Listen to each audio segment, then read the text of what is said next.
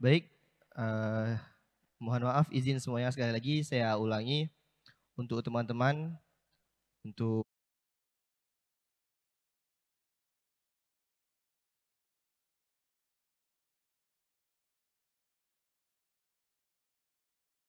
memberikan kesan, maka kita harus memberikan kesan yang baik kepada kanan sidik nantinya. Jadi untuk pengambilan video, berdiri di tempat ataupun hal lainnya kami izinkan, tapi tidak untuk membuat keributan atau lagi teriak-teriak. Sekian, terima kasih.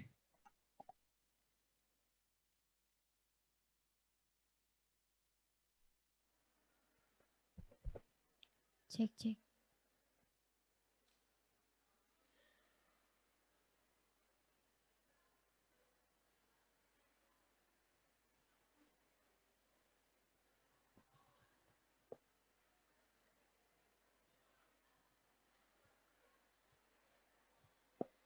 Baik, bismillahirrahmanirrahim. Untuk memberkahi acara kita pada malam hari ini, marilah sama-sama kita dengarkan lantunan ayat suci Al-Quran serta salawat badar yang akan dilantunkan oleh Saudara Naufal Asikor Mirda.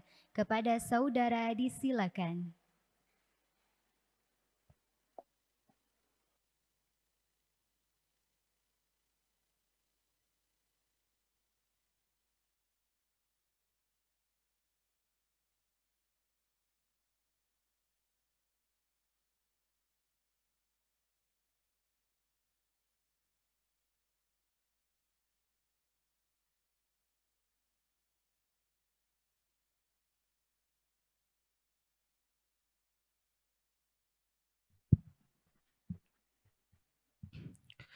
Assalamualaikum warahmatullahi wabarakatuh.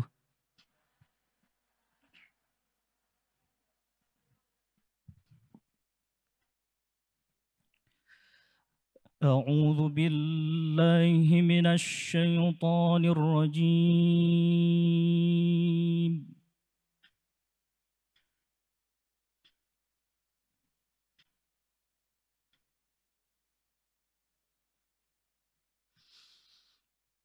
بسم الله الرحمن الرحيم.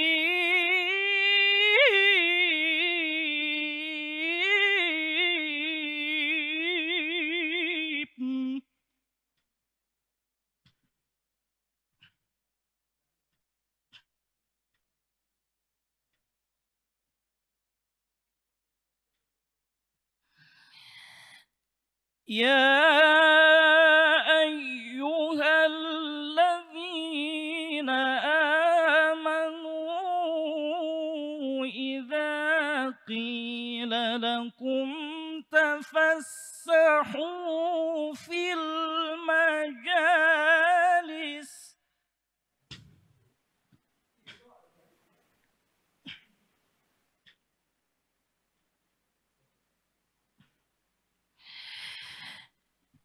إذا قيل لكم تفسحوا في المجالس فافسحوا يفسح الله لكم.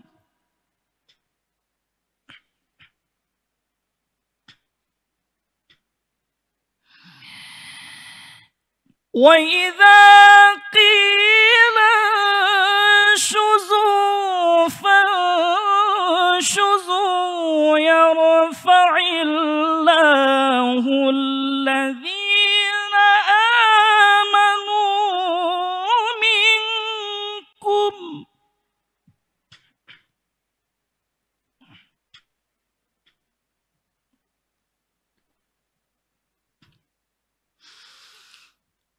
والذين أوتوا العلم درجات والله بما تعملون خبير.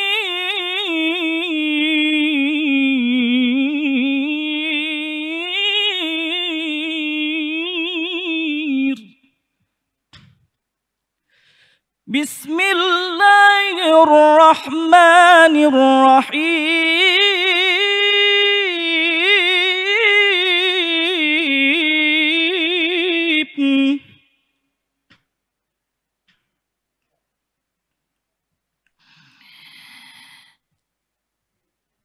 يا أيها الذين آمنوا قوا أنفسكم وأهليكم نارا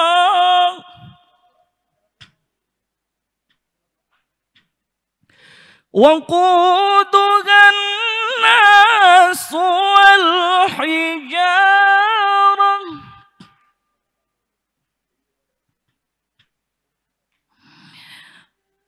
عليها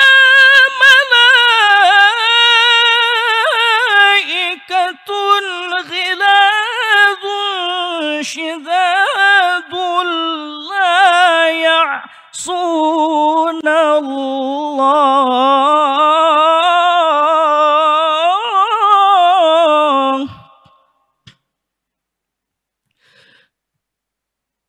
لا يعصون الله ما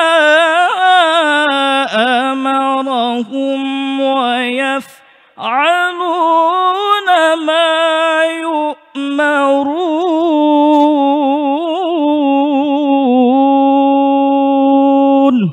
صدق الله العظيم.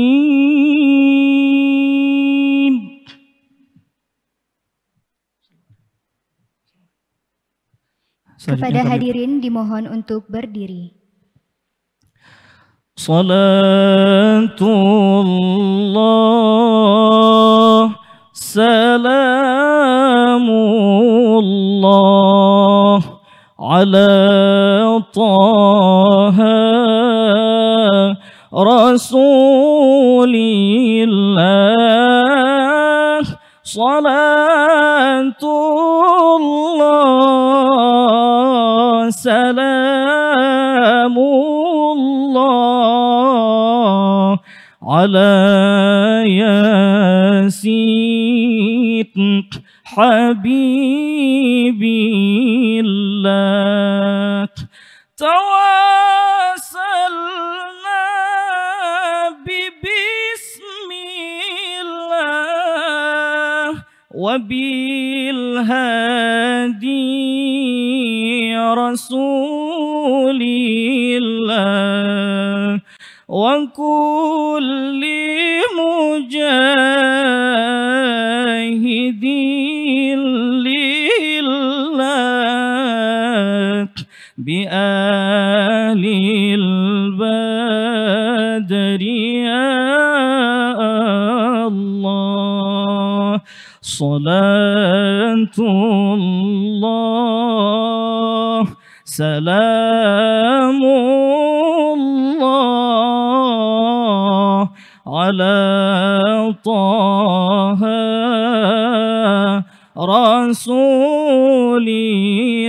rasulillah salatullah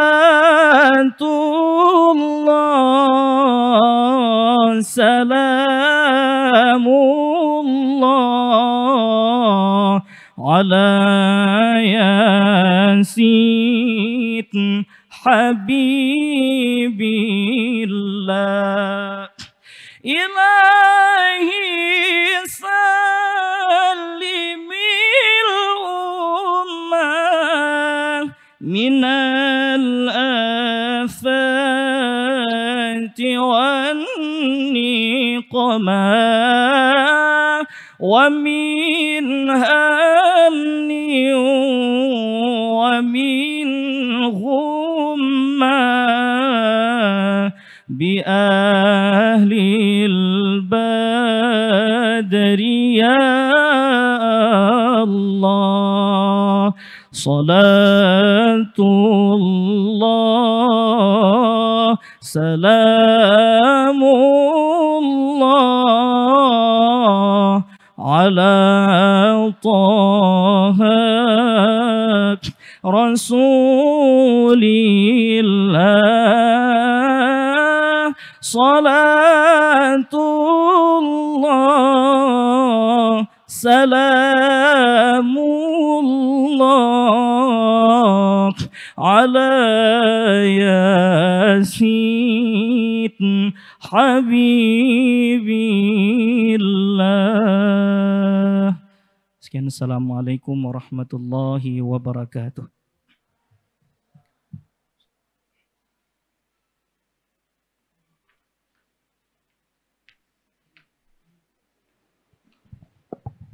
Kepada hadirin dipersilahkan untuk duduk kembali.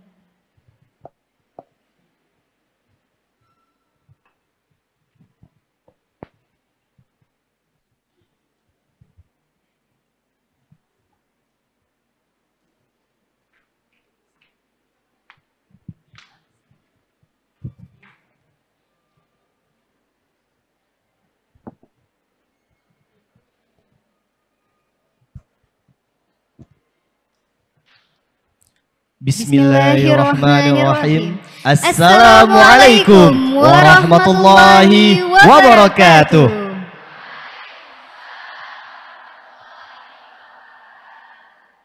Hamdan syukran, salatan wassalaman ala Rasulillah sallallahu alaihi wasallam. Perkenalkan, nama saya Alfi Al-Zawahiri, mahasiswa aktif komunikasi penyiaran Islam. Dan saya Nadira Ramadhani, juga merupakan mahasiswa Prodi Komunikasi dan Penyiaran Islam UIN Ar-Raniri Banda Aceh. Alhamdulillah, puji beserta syukur kita haturkan ke Allah Subhanahu wa taala yang telah memberikan kita kesehatan, keberkahan sehingga kita dapat berkumpul pada malam yang berbahagia ini. Salawat dan salam juga kita panjatkan kepada Nabi besar Muhammad SAW yang telah membawa kita daripada alam kebodohan kepada alam yang penuh dengan ilmu pengetahuan. Yang terhormat Pak Syahril Furqani Emikom selaku Kaprodi Komunikasi dan Penyiaran Islam UIN Ar-Raniri Banda Aceh. Dan yang kami hormati Ketua Umum Himpunan Mahasiswa Prodi Komunikasi dan Penyiaran Islam, Saudara Sultan Kemal.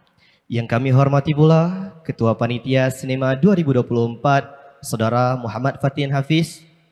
Dan yang kami banggakan seluruh panitia dan hadirin sekalian. Nah, Kak Nadira, kita lihat di sini begitu banyaknya hadirin para akhwan yang tampan. Dan juga ada para akhwat yang cantik lagi rupawan. Kami ucapkan selamat datang kepada seluruh hadirin pada acara Sinema 2024 dalam kegiatan Tabligh Akbar dengan tema Inspirasi Hidup Sukses Dunia Akhirat untuk Generasi Muda. Pada malam hari ini, Kamis 5 Desember 2024, bertempat di Auditorium Ali Hashimi UIN Ar-Raniri Banda Aceh. Nah Nadira, ngomong-ngomong, sinema ini apa sih? Pertanyaan bagus. Sinema atau Communication Exhibition of Modern Art 2024 merupakan kegiatan yang pertama kali diselenggarakan oleh HMPKPI Bang Alfi. Di mana acara ini bertujuan untuk menginspirasi, mengedukasi, dan juga memperkuat kemampuan skill komunikasi untuk generasi muda di era digital ini Bang Alfi. Sinema juga menjadi platform terbesar yang mengumpulkan antara mahasiswa, akademisi, dan juga masyarakat umum dalam bidang komunikasi. Tidak hanya itu, sinema juga memberikan kita ruang untuk mengekspresikan diri kita dalam berinteraksi, belajar, dan juga berkompetensi dalam kegiatan yang mereka selenggarakan. Yaitu ada seminar, ada workshop, dan juga ada perlombaan Bang Alfi. Nah benar sekali Nadira. Selain itu pula, dalam kegiatan ini kita memiliki berbagai macam agenda yang menarik, seperti seminar internasional, tabligh akbar, perlombaan, dan KPI Award, serta Gue Star Performance.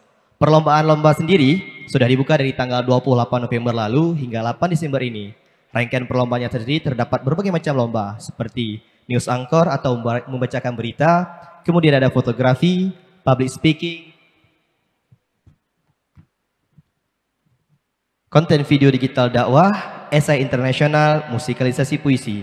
Sinema 24 tahun ini juga mengusung tema Speak Your Art. Artinya ekspresikan kreativitas di era digital. Melalui tema ini, Sinema memberikan gambaran terkait bagaimana skill komunikasi yang dimiliki seseorang dapat menunjang kreativitas yang ingin dijalankan. Sinema sendiri dilaksanakan selama 3 hari dan akan dilanjutkan nanti pada tanggal 13 sampai 14 Desember nantinya nih Nadira. Wah, luar biasa Sinema 2024 ini ya Bang Alfi. Mungkin kita langsung balik aja ke kegiatan kita pada malam hari ini. Tadi kalau kita dengar-dengar dari tema tablik akbar kita malam hari ini adalah inspirasi hidup sukses dunia akhirat untuk generasi muda. Nah Bang Alfi, kita juga Gen Z nih. Ngomong-ngomong soal kesuksesan, kalau dari Bang Alfi sendiri memaknai kesuksesan itu seperti apa nih? Ngomong-ngomong tentang kesuksesan, pasti di sini kita memiliki perspektif yang berbeda-beda ya. Ada yang sukses dia udah kaya, ada yang sukses dia kadang naik CRV. Tapi ini Nadira, karena kita generasi muda, generasi harapan bangsa dan harapan agama ke depannya, kita perlu mengikuti perspektif kesuksesan menurut agama Islam. Yang mana dalam Islam konsep kesuksesan tidak semata-mata diukur dari pencapaian materi atau status sosial semata. Kesuksesan yang sejati adalah saat kita mendapatkan berkahnya hingga kita bisa masuk ke surganya kelak di akhirat nanti, Nadira. Luar biasa sekali ya makna dari tema malam ini ya, luar biasa Bang Alfi. Setuju banget nih sama jawaban dari Bang Alfi tadi. Dan poin pentingnya itu adalah bagaimana kita bisa membawa diri kita atau menjalankan pekerjaan dunia kita itu menjadi amalan yang nantinya akan mempengaruhi dan juga menentukan hasil daripada kesuksesan kita di akhirat nanti ya Bang Alfi. Benar sekali Nadira. Jadi apapun yang kita lakukan sekarang, intinya kita tetap mengharapkan ridha Allah Subhanahu wa taala. Iya benar sekali ya, luar biasa nih Bang Alfi pada malam hari ini. Ngomong-ngomong nih Nadira, kita kayaknya lama nggak nih ngomong di depan. Gimana teman-teman nih? Udah nggak sabar nggak nih nunggu Kadam Sidik? Kurang semangat. Kalau nggak kami aja nih yang berdiri 2 jam di Udah deh sini. kita aja ya Bang Alfi. Kita aja ya nggak apa-apa ya. Kursi pun 2 juga nih. Alhamdulillah. Aduh, Gimana teman-teman? Semangat semuanya? Nungguin Kadam Sidik nggak? Enggak.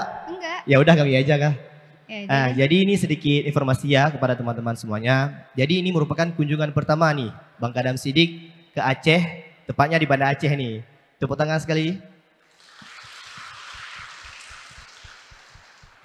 Alhamdulillah, Himpunan Mahasiswa Prodi Komunikasi Islam UIN Arani di Banda Aceh telah berhasil melaksanakan kegiatan Sinema 2024 dan alhamdulillah bisa mengundang Bang Kadam Sidik ke Aceh sebagai kunjungannya pertama. Nah, luar jadi biasa. karena ini kunjungan pertama, jadi kita harus bagaimana memberikan first impression yang baik nih. Kan seperti yang saya ucapkan tadi, Bang Kadam Sidik ini mengharapkan kepada kita semua untuk tidak terlalu euforia, tidak berteriak, tidak teriak-teriak manggil nama, histeris dan lain-lainnya. Jadi kepada para akhwat khususnya untuk menjaga kesopanannya dan etikanya. Ya benar sekali ya teman-teman semuanya, di mana kenyamanan Kadam Sidik juga menjadi tanggung jawab kita semua. Jadi kalau kita mau Kadam Sidiknya datang lagi ke sini, berarti kita harus mematuhi apa yang udah disampaikan. Benar nggak Bang Alfi? Benar sekali, sebagaimana kan adat kita itu pemulia jame. Jadi bagaimana kita bisa memberikan kenyamanan bagi Kadam Sidik sehingga kedepannya tidak memberikan perspektif yang buruk nih bagi Bang Kadam Sidik. Seperti yang kita ketahui kan Bang Kadam sini aktif di media sosial. Benar sekali. Jadi kita bisa memajukan wilayah kita sendiri, kita bisa mempromosikan wilayah kita sendiri dengan kita menjaga sopan santun dan etika kita, teman-teman semuanya. Jadi ini Nadira tak perlu panjang-panjang nih ya. Oke, mungkin kayaknya teman-teman juga udah pada nungguin nih. Itulah, ini memori HP-nya udah disiapin nggak nih untuk rekam Bang Sidik, untuk foto-foto Bang Kadam juga nih Udah ya. siap belum mau ketemu Kadam Sidiknya? Kurang semangat. Ulang sekali lagi, sudah siap semuanya? Masya Allah, tabarakallah. Masya Allah. Oke, mungkin gimana langsung kita panggilkan aja. Mungkin untuk pembahasan lebih lanjut kita akan langsung panggilkan saja narasumber kita pada malam hari ini. Jadi kepada teman-teman diharapkan untuk menjaga seperti yang saya katakan tadi, pemulia jame adat getanyo. Baiklah, inilah kami persilahkan.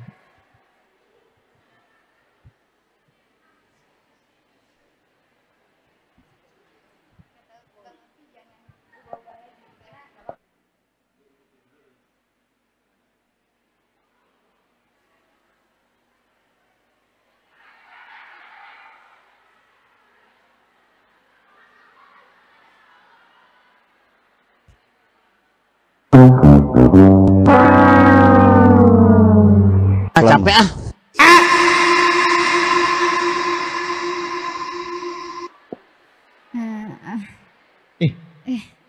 Bang Alfi, ini narasumber kita malam hari ini. Itu satu juga. Belum pernah saya ketemu sama Bang Kadam Sidik. Teman-teman, betul nggak nih Bang Kadam Sidik? Bukan. Ini gimana nih? Bang Alfi, Capek ah. tapi dari mukanya kurang meyakinkan ya. Gak boleh gitu. Don't judge something by its cover. Oke. Ya, mungkin kita ajak ngobrol dulu kali ya.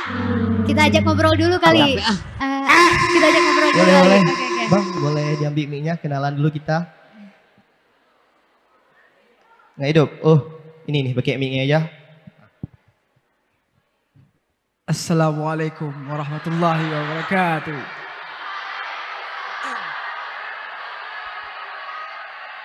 Nadira, betul nggak nih? Kurang tahu Bang, tapi kayaknya kurang meyakinkan. Itulah, tadi orang ini ketawa semua. Teman-teman, benar gak nih Kadam Sidik? Kenapa salah? Emangnya udah pernah ketemu sebelumnya? Udah pernah ketemu? Saya pun belum pernah ketemu juga nih Nadira. Mungkin kita tanya nama aja dulu deh Bang. Bisa Boleh bahasa perkenalkan? Indonesia Bang? Ana bisa bahasa Indonesia. Oh, dari Arab teman-teman, dari Arab. Teman-teman. Oke. Jadi Bang, kita boleh kenalan dulu Bang, siapa namanya? Ismi Sadam Sidik. Sadam. Nadira. Sadam Sidik. Coba dakwah dikit. Dakwah dikit loh, biar kami percaya nih. Iya, biar teman-teman Coba pada dakwah. percaya nih. Alhamdulillah. Capek ah. Alhamdulillah Capek ah. rabbil alamin. Teman-teman jangan pada ketawa, ini mau dakwah loh. Alhamdulillah rabbil alamin wa bihi nasta'inu ala umuri wa adin. Capek ah. Wa Capek ah. alihi wa sahbihi ajma'in. Amma ba'du. Takbir. Takbir. Syukran. Bang, maaf Bang, izin dulu Bang, duduk dulu. Ana dakwah ini. Nah, Ana dakwah. taib. Afwan ya akhi. Ada yang bisa bahasa Arab sini? Ana dakwah ini ana. Nawan, antum dakwah huna. Jadi ini gimana nih Nadira nih? Aduh, saya juga kurang tahu Siapa Bang. tadi? Saddam Hussein ya? Iya. Saddam Sidik. Saddam Sidik. Oke. Saddam Sidik. Jadi antum tujuan ke Indonesia mau apa nih? Ana isi ceramah di sini, ana isi ceramah. Ngisi ceramah. Isi ceramah. Kapan? Jumat. Hari ini hari Kamis. Masih malam Jumat Bang. Jumat di mana? Masjid Fathul Qorib. Capek ah. Jadi gimana nih teman-teman? Mau Saddam Sidik atau Kadam Sidik? Jadi Gak apa-apa lah, ini kan ustaznya udah sampai di sini. Ini aja ya. gimana ini aja boleh? Ini aja ya. Saya juga nih. Ya udah capek-capek loh kesini dari Arab. Man, Samalanga. Dari Samalanga Biren. Ada yang dari Samalanga Biren di sini? Jadi gimana nih Nadira nih? Abang pun nggak tahu juga nih kan? Ya udahlah kita suruh turun aja kali ya Bang. Gimana kita ganti aja nih? Kita ganti. Kita ganti. Oke lah, kita Maaf Bang ganti ya, aja. Jumatnya masih Capek ah. 3 jam. Masih berapa jam lagi nih? 6, 12, 15 jam lagi Bang, masih Jumatnya Bang. Nanti kita ketemu di hari Jumat Di ya hari Jumat Ustaz. besok ya di Masjid Fathul Oke. Qorib, Masjid Fathul Qorib UIN Araniri. Jadi Nanti Bang, kita ketemu lagi sama Ustadz izin. Sadam Sidik. Saddam Sidik Iya. untuk keamanan mungkin bisa diamankan. Gimana nih Nadira nih? Kita langsung panggilin aja. Jangan nanti prank lagi nih. Oh ya udah, kita kasih tahu dulu nih kalau misalkan kita punya nama sebutan dari HMPKPI untuk teman-teman semuanya. Oh iya, jadi apa tuh panggilannya nih Nadira? Komhomis. Oh Komhomis. Jadi ini panggilan teman-teman untuk kita semua nih Komhomis namanya ya. Oke, mungkin langsung aja kita panggilkan narasumber kita pada malam hari ini. Merupakan seorang pendakwah muda, konten kreator, dan juga pengusaha. Ini dia dengan nama Hussein Basyaiban atau dikenal dengan Kadam Sidik. Diharapkan untuk tidak berteriak.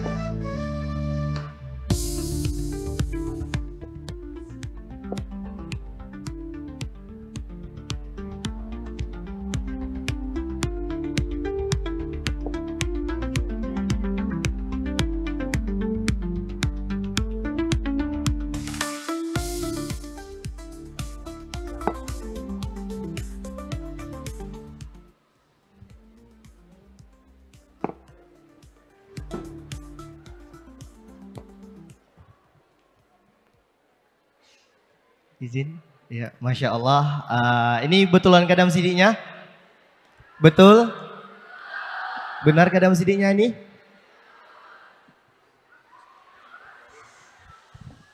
Jadi ini biar lebih seru, saya izin duduk ya. Izin duduk boleh? Oke. Jadi ini sebelumnya kita boleh tanya-tanya sedikit nih Bang, terkait bagaimana first impressionnya nih sampai ke Aceh. Alhamdulillah wassalatu wassalamu ala rasulillah ma ba'd.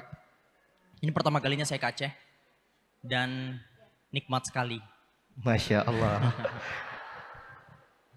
Jadi dari tadi sepanjang perjalanan saya melihat beberapa hal yang tidak pernah saya lihat di daerah lain. Kemudian sempat diceritakan sama mas-mas panitia juga dari tadi. Sebenarnya Aceh merupakan salah satu cita-cita saya dari dulu, dari 2022. Dari 2022, undangan yang datang dari Aceh itu banyak. Puluhan mungkin. Cuman setiap kali teman-teman dari Aceh ini ngundang, saya ini selalu bentrok. Sampai-sampai saya waktu itu bilang, saya kok pengen banget ya ke Aceh. Pengen, nggak tahu. Pengen ke Aceh karena saya lihat follower-follower saya dari Aceh juga banyak. Kemudian Aceh itu ada keistimewaan tersendiri kan. Akhirnya ya alhamdulillah 2024 yang saya kira tidak akan mungkin datang ke sini, tiba-tiba dikabarin kemarin sama manajer bakalan berkunjung ke Aceh. Masya Allah, gimana nih teman-teman? Izin Bang, jadi sebelum kita memulai kajian tabligh akbar kita malam ini, mungkin ada sedikit penyerahan cenderamata syal khas Aceh oleh ketua panitia langsung nih yang akan memberikan cenderamata kepada Abang Kadam Sidik. Kami izin Bang untuk diri.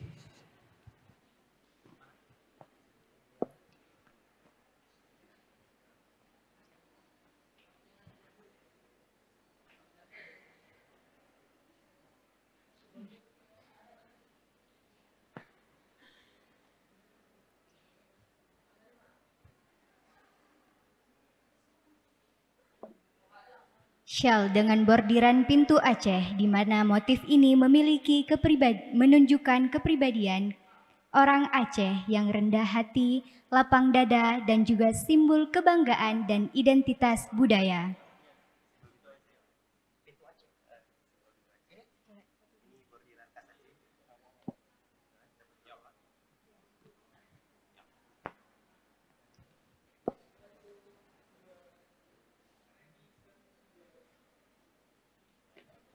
Nah, selanjutnya nih Bang, izin Bang sekali lagi ada satu lagi nih cenderamata khas dari Aceh nih. Sebuah kupiah atau peci. Peci dengan motif bordir khas dari pintu Aceh. Untuk penyerahan mungkin akan diberikan langsung oleh Pak Syahril Furqani Emikom selaku Kaprodi Komunikasi dan Penyerahan peci Islam UIN Araniri Banda Aceh. Kupiah merupakan peci Aceh dengan bentuk segi 5. Pada setiap warna memiliki makna. Merah melambangkan kepahlawanan, kuning berarti kerajaan, hijau menandakan agama, hitam berarti ketegasan, dan sementara putih bermakna kesucian dan keikhlasan. Baik. Terima kasih Pak kami ucapkan. Izin Bang mungkin bisa duduk kembali, kita bincang-bincang nih. Nah teman-teman nih udah gak sabar nih mau dengar sharing session nih dari Bang Kadam Sidik. Gimana semuanya? Udah siap? Masya Allah. Jadi harap dijaga ketenangannya, kita sama-sama khusyuk mendengarkan Apabila ingin bertanya bisa dipersiapkan pertanyaan nanti ini ya. Baiklah Bang, kami persilahkan dengan segala hormat. Izin berdiri ya. Oke. Assalamualaikum warahmatullahi wabarakatuh. Innal hamdalillah nahmaduhu wa nasta'inuhu wa nastaghfiruh wa na'udzu billahi min shururi anfusina wa min sayyiati a'malina may yahdihillahu fala mudilla lahu wa may yudlil fala hadiya lahu. Asyhadu an la ilaha illallah wahdahu la syarika lahu wa asyhadu anna Muhammadan 'abduhu wa rasuluh. يا أيها الذين آمنوا اتقوا الله حق تقاته ولا تموتن إلا وأنتم مسلمون يا أيها الناس اتقوا ربكم الذي خلقكم من نفس واحدة وخلق منها زوجها وبث منهما رجالا كثيرا ونساء واتقوا الله الذي تساءلون به والأرحام إن الله كان عليكم رقيبا أما بعد فإن خير الحديث كلام الله وخير الهدي هدي محمد صلى الله عليه وسلم وشر الأمور محدثاتها وكل محدثة بدعة وكل بدعة ضلالة وكل ضلالة في النار. Teman-teman Aceh apa kabar? Pahaba Syedaralun? Bener ya? Bener Bang. Pahaba.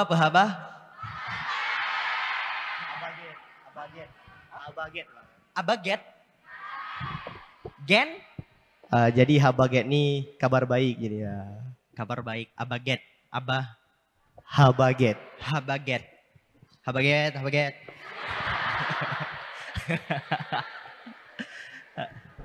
Baik. Alhamdulillah sebelumnya saya ucapkan terima kasih kepada teman-teman di sini yang sudah rela-rela datang dari tempat yang harusnya bisa teman-teman manfaatkan untuk istirahat, yang bisa teman-teman manfaatkan untuk nongkrong, yang bisa teman-teman manfaatkan untuk hal-hal yang berbeda, tapi teman-teman mau untuk datang ke tempat ini. Saya ucapkan terima kasih sebesar-besarnya. Mohon maaf mungkin kalau semisal ternyata nanti setelah acara atau bahkan barusan atau bahkan sekarang saya banyak mengecewakan kalian, saya minta maaf dari hati saya yang terdalam. Baik, itu hal pertama yang akan kami sampaikan. Yang kedua, kalau teman-teman perhatikan, kitab-kitab para ulama itu banyak yang dimulai dengan bab niat. Kitab-kitab para ulama, kitabnya Imam Nawawi, kitabnya Imam Al-Ghazali. Kalau teman-teman pernah baca, itu bab awalnya biasanya dimulai dari bab niat. Arba'in Nawawi, gak usah jauh-jauh. Arba'in Nawawi, ya. Bab pertama apa? Niat. Kenapa para ulama meletakkan bab niat itu di posisi awal kitab mereka? Karena niat adalah part paling penting dari ibadah yang dilakukan oleh seorang hamba. Kalau ibadah yang nilainya bagus, ibadah itu kan bagus banget ya. Masya Allah tabarakallah kan. Itu tiba-tiba teman-teman menggunakan ibadah tadi dengan niatan yang tidak baik. Maka ibadah tadi itu bisa saja pahalanya berkurang, atau bahkan hangus, atau bahkan bisa berubah menjadi dosa. Penyebabnya karena apa? Karena niat. Maka saya pula di sini memohon kepada teman-teman sekalian yang sebelumnya mungkin datang ke tempat ini dengan niatan-niatan yang tidak sesuai dengan apa yang Allah ridai, dengan niatan-niatan yang tidak seharusnya teman-teman niatkan, untuk mengubah niat tadi itu murni karena Allah, khalisan lillahi ta'ala. Ya, murni, benar-benar pure, semuanya karena Allah, datang untuk mendapatkan ilmu. Gak cuma teman-teman, saya juga di sini sebagai orang yang sebagai mas-mas tukang mic. Saya sebagai mas-mas tukang mic, bisa saja saya di sini di depan kalian cuman karena caper, biar direkam masuk FYP, ya kan? Apakah ada kemungkinan itu? Ada. Saya juga harus mengubah niat saya. Maka saya minta kepada teman-teman dan kepada diri saya sendiri pula untuk mengubah niat menjadi lebih baik. Kemudian yang ketiga yang akan kami sampaikan terlebih dahulu adalah jangan lupakan saudara-saudara kita yang ada di Palestina. Jangan lupakan saudara-saudara kita yang ada di Suriah. Jangan lupakan saudara-saudara kita yang ada di Sudan. Jangan lupakan saudara-saudara kita yang berada di belah bumi manapun, di buminya Allah ini. Jangan berharap bahwa nanti kita sebagai umat Islam akan Allah selamatkan hanya karena kita sholat. Hanya karena kita puasa. Hanya karena kita umroh. Hanya karena kita haji. Hanya karena ini, hanya karena itu semuanya. Padahal di saat yang sama ada tetangga kita yang kelaparan. Di saat yang sama ada saudara-saudara kita yang dekat maupun yang jauh yang sedang berteriak lirih meminta pertolongan. Maka ketahuilah wahai saudara-saudaraku, semakin jarangnya media membahas mereka, bukan berarti hari ini mereka hahaha happy naik private jet. Enggak. Mereka kehidupannya makin lama makin sengsara. Stok makanan makin menipis. Maka tolong jangan alihkan pandangan teman-teman sekalian dari mereka. Selalu ingat mereka. Bangun pagi, lihat berita tentang mereka. Sebelum tidur, lihat berita tentang mereka. Selalu up to date. Sepakat? Karena apa? Rasulullah Shallallahu Alaihi Wasallam menyebutkan ya bahwa salah satu di antara tanda keimanan seseorang adalah cintanya terhadap saudaranya.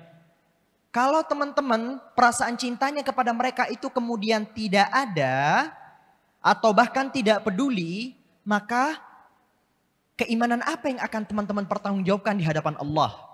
Rasulullah Shallallahu Alaihi Wasallam menyebutkan satu mukmin dengan mukmin yang lain itu bagaikan satu tubuh. Kalau satu sakit, yang lainnya ikut sakit. Sekarang kalau ada saudara kita yang hari ini sedang merasa kesusahan di sana, kemudian kita di sini sibuk hahaha tanpa sedikit pun memikirkan mereka, bayangin setelah kita meninggal, apa yang akan kita jawab di hadapan Allah? Apa yang akan kita, Allahul Musta'an. Maka dalam rangka untuk terus merasakan, ikut merasa pedih dengan hadirnya mereka, mari terus semarakkan berita-berita tentang mereka. Kalau teman-teman punya duit tambahan, silahkan donasikan. Kalau misalnya belum punya, intinya Palestina selalu harus ada di hati. Sudan harus ada di hati. Suriah harus ada di hati. Saudara-saudara kita yang ada di sekitar kita pun harus ada di hati. Biiznillah. Baik, sekarang kita langsung masuk. Oh begitu tampilan muka saya pakai kopiah. Kamera, mana? Itu. Bentar, ini biar cepat. Saya gak bisa ngelihat. Oh gitu. Bentar. Oh ya, kelihatan. Baik. Temanya? Temanya nih ada Sukses. Ngapain kunci kesuksesan, izin bang. Kesuksesan dunia akhirat bagi anak muda. Baik. Ngomongin masalah teman-teman di sini anak muda, rata-rata itu usia berapa di sini? Gen Z?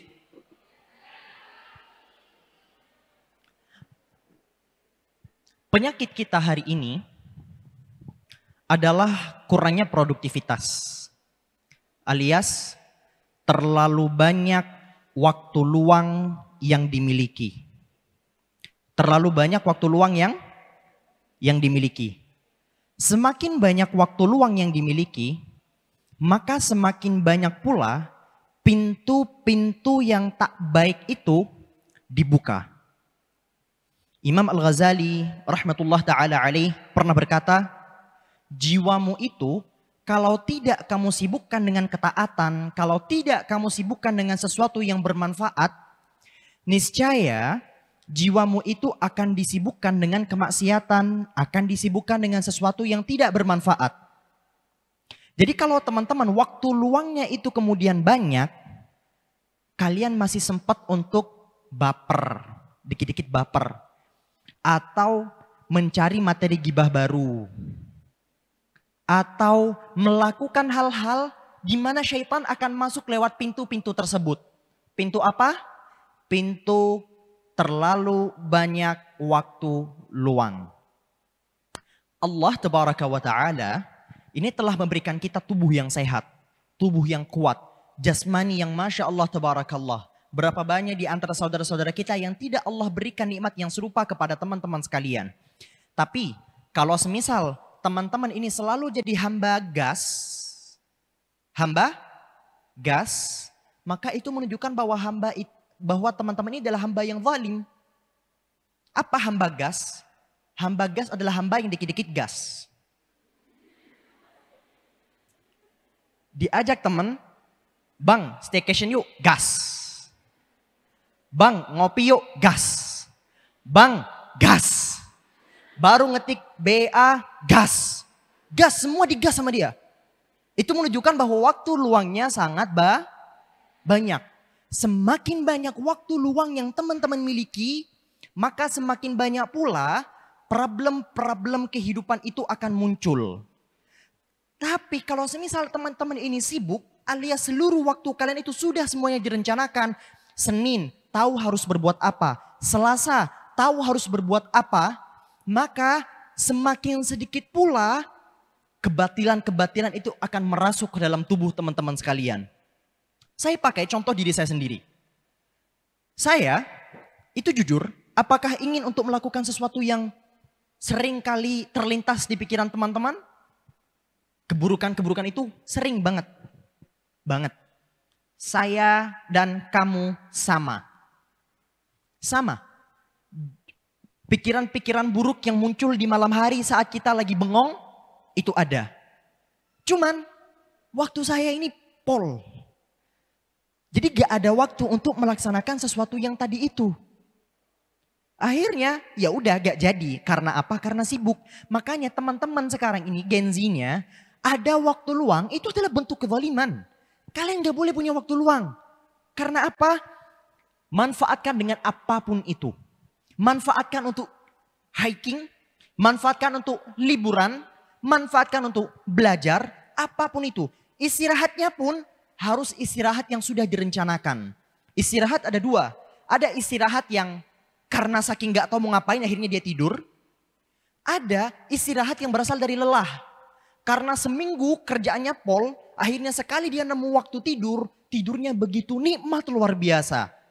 Kita, Gen Z ini, tidurnya yang model apa? Tidur yang karena gak tahu mau ngapain akhirnya tidur aja kan? Allahul musta'an. Maka disitulah problem-problem kita muncul. Akhirnya scroll TikToknya makin banyak. Akhirnya mulai terbawa arus. Kebatilan-kebatilan kemudian memasuki otak. Materi-materi gibah baru kemudian akan muncul. Gini, terutama di majelis gibah itu menunjukkan bahwa orang kalau udah keseringan gibahin orang, itu menunjukkan bahwa dia terlalu banyak waktu luang. Dan herannya energi yang dikeluarkan untuk gibah tadi itu kayak saya gak kebayang gitu loh. Saya gak kebayang. Masa-masa skripsi kemarin, saya itu kan kerjain di kafe terus ya. Ngerjain skripsi, mojok sendirian. Pas saya lagi di Surabaya, saya ngerjain skripsi itu. Cek. Di kanan saya ada sekumpulan mbak-mbak. Mereka ini bercerita tentang satu sosok perempuan. Sebut saja namanya Mawar. Kesamaan nama hanyalah fiktif belaka. Ya, sebutlah namanya Mawar. Mereka itu ngomongin Mawar dari ujung atas sampai ujung bawah.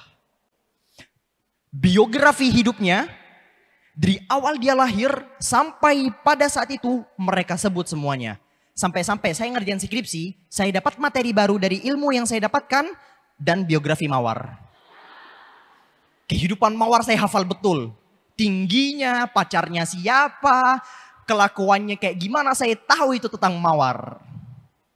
Di tengah-tengah saya mengerjakan skripsi, masuklah satu perempuan dari depan kafe. Tiba-tiba mereka berdiri, Mawar apa kabar? Mawar, kangen banget aku Mawar sama kamu. Bayangin loh, energi yang terbuang untuk ngurusin orang yang kamu benci. Untuk ngurusin orang yang memang gak kamu suka. Untuk ngurusin sesuatu yang sebenarnya kamu gak pengen. Itu muka kamu di depan Mawar tadi kan penuh fake.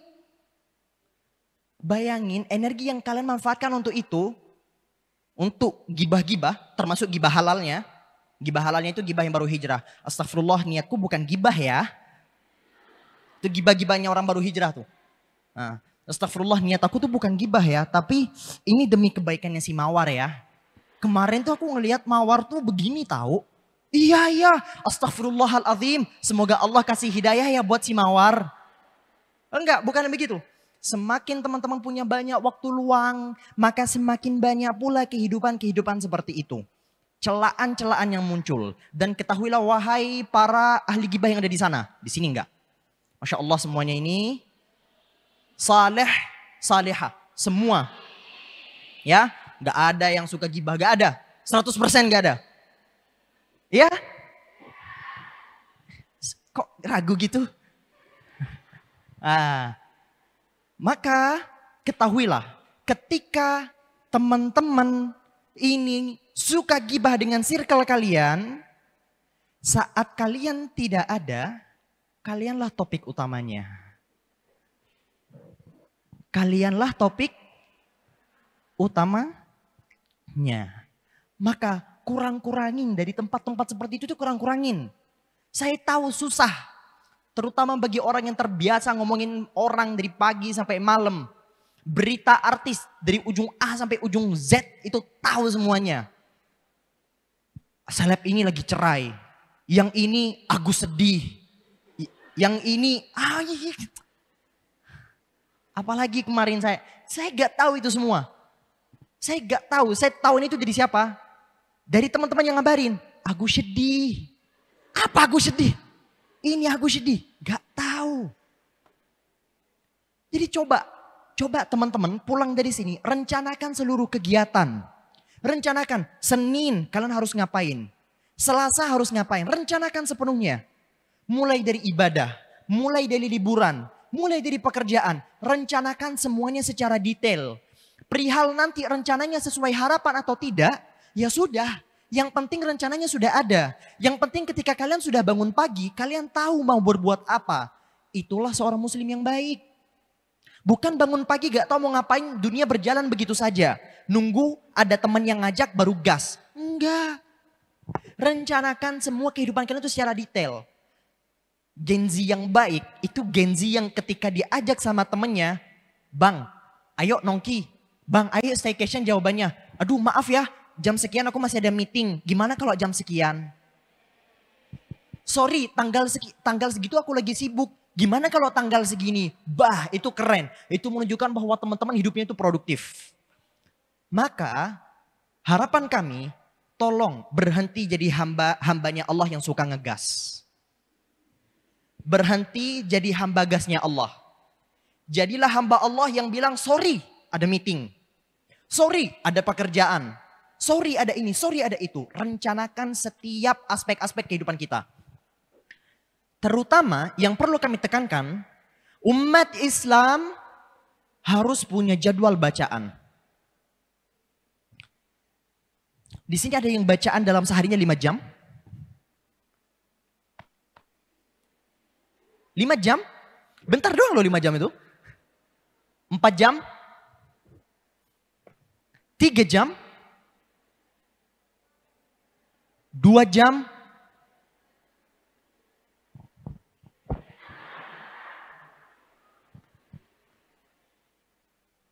1 jam, masih dikit, 1, 2, 3, 4. Laki-lakinya kemana?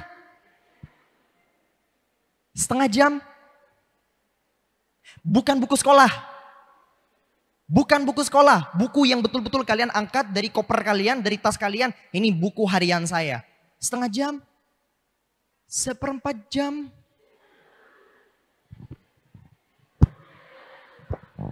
Maka dengan ini kami pastikan umat Islam tidak akan pernah bangkit. Umat Islam gak akan pernah bangkit. 100% umat Islam gak akan pernah bangkit. Rasulullah SAW pertama kali diutus di mana? Makkah. Makkah ini adalah daerah yang mundur segala-galanya. Mereka adalah komplotan kriminal. Mereka adalah orang yang secara budaya sangat terbelakang sekali. Mereka adalah kelompok musyrikin, ya kan? Mereka juga kayanya ya bukan sebagaimana kayanya daerah-daerah lain waktu itu. Ya kan? Tapi perintah pertama yang muncul bukan agar mereka bertauhid.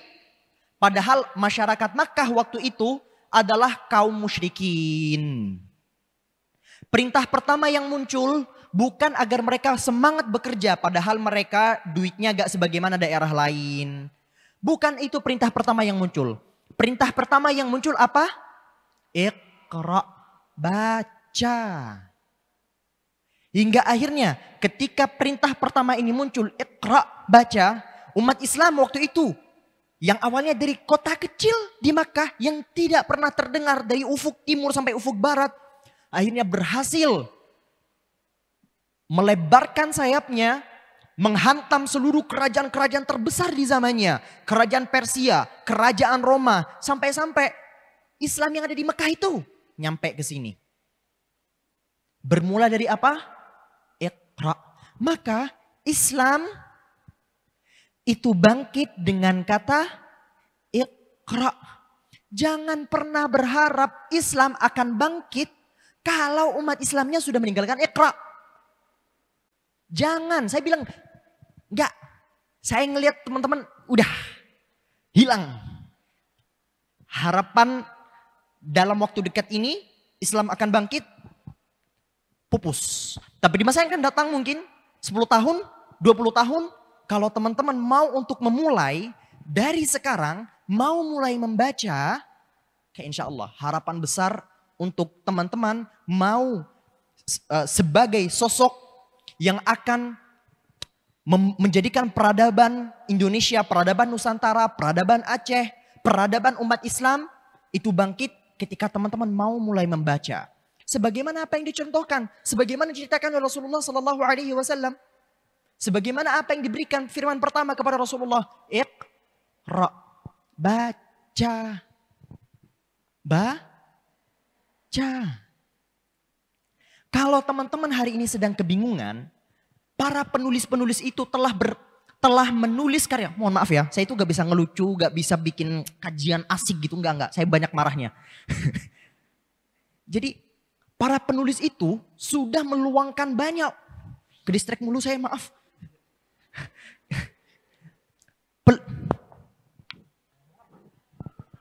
Penulis itu sudah banyak meluangkan waktu mereka. Itu sopan gak? Saya takut viral nanti. Bentar. Nih. Nah. Bentar. Penulis itu sudah banyak di antara mereka yang meluangkan banyak waktu mereka untuk menulis apa yang sedang mereka pikirkan. Teman-teman di sini punya problem sama orang tua kalian. Para penulis-penulis sudah bahas bagaimana cara menghadapi orang tua yang nyebelin. Berdasarkan berbagai perspektif. Perspektif Islam, perspektif ateis, perspektif liberal. Semua dibahas di sana. Sudah ada buku yang menyediakan itu. Kalian lagi berantem sama istri kalian, sama suami kalian. Ada. Kalian berantem sama anak kalian. Ada. Punya masalah sama teman. Ada bukunya. Kalian punya problem dengan tata cara bicara, sudah ada buku yang membahas. Apapun yang teman-teman cari sekarang sudah tersedia semua. Sayangnya kita lebih suka membaca judul berita tok. Kita hanya suka membaca judul berita. Caption pun panjang dikit udah mager. Ya kan? Caption pun panjang dikit udah mager. Apa ini? Aku tidak peduli. Yang aku pedulikan adalah judul. Dan aku tersinggung dengan judulnya. Akan kuhujat orangnya. Ini baca apanya? Judulnya doang. Padahal captionnya dari awal panjang. Ronaldo meninggal di Madura. Judulnya begitu. Ronaldo meninggal di Madura. Akhirnya kalian bikin story, bikin ini. Ronaldo meninggal di Madura. Ronaldo mengunjungi Madura dan meninggal di sana. Padahal captionnya bilang, Pak Muhammad Ronaldo Sutopo. Padahal bukan Ronaldo yang ono. Tapi gara-gara teman-teman sudah terburu-buru dan hanya menikmati judul, suka dengan sesuatu yang instan, itu problem kita. Suka dengan sesuatu yang instan. Akhirnya fokusnya makin terpecah. Kita suka dengan sesuatu yang instan.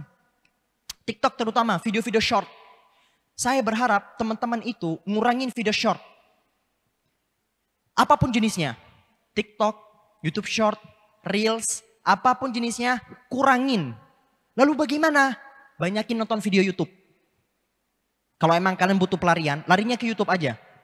Dan jangan berpikir untuk nyekip. Atau mempercepatnya menjadi 2 kali. Latih itu. Karena ketika kita terlalu terbiasa dengan sesuatu yang instan, berita-berita cepat, kita tidak menikmati, memahami dan menghayati sebuah berita itu bagaimana. Coba saya tanya, dulu di masa-masa awal, masa-masa dulu, ketika mungkin laptop gak ada, HP belum kayak sekarang, kita kan dari dulu nontonnya di mana? Di TV kan? Kita betah nonton SpongeBob, nonton film-film yang ada di TV itu lama. Betah kan, mata kita tuh fokus, literally fokus banget. Ya kan? Sekarang nonton anime, nonton film. Tak, tak, tak, tak, tak, tak. Aku bosan dengan dialog ini. Tak, tak, tak, tak, tak. Ada yang merasa habitnya berubah seperti itu? Ya, tahu penyebabnya apa? Penyebabnya video-video short tadi. Video-video pendek kayak begitu, TikTok dan sebagainya. Itu penyebabnya. Kita terbiasa, kita sama media itu dibiasakan dengan sesuatu yang instan. Akhirnya kita ingin menikmati segala macam hal itu dengan cara yang instan. Problem jangka panjangnya apa? Teman-teman gak betah baca buku. Ini ada hubungannya. Kalau teman-teman makin banyak main TikTok atau konsep video-video short kayak tadi, maka teman-teman gak akan betah baca buku. Gak betah lama-lama ngelihat tulisan yang isinya apa ini, apalagi gak ada gambarnya. Gak akan betah. Maka tips pertama yang akan saya berikan kepada teman-teman, kurangin video short. Perbanyak nontonin video-video panjang. Entah itu dengan visual atau tidak. Nontonin aja, nonton. Misal ada orang bikin dokumenter, National Geographic contohnya lagi bikin video hewan.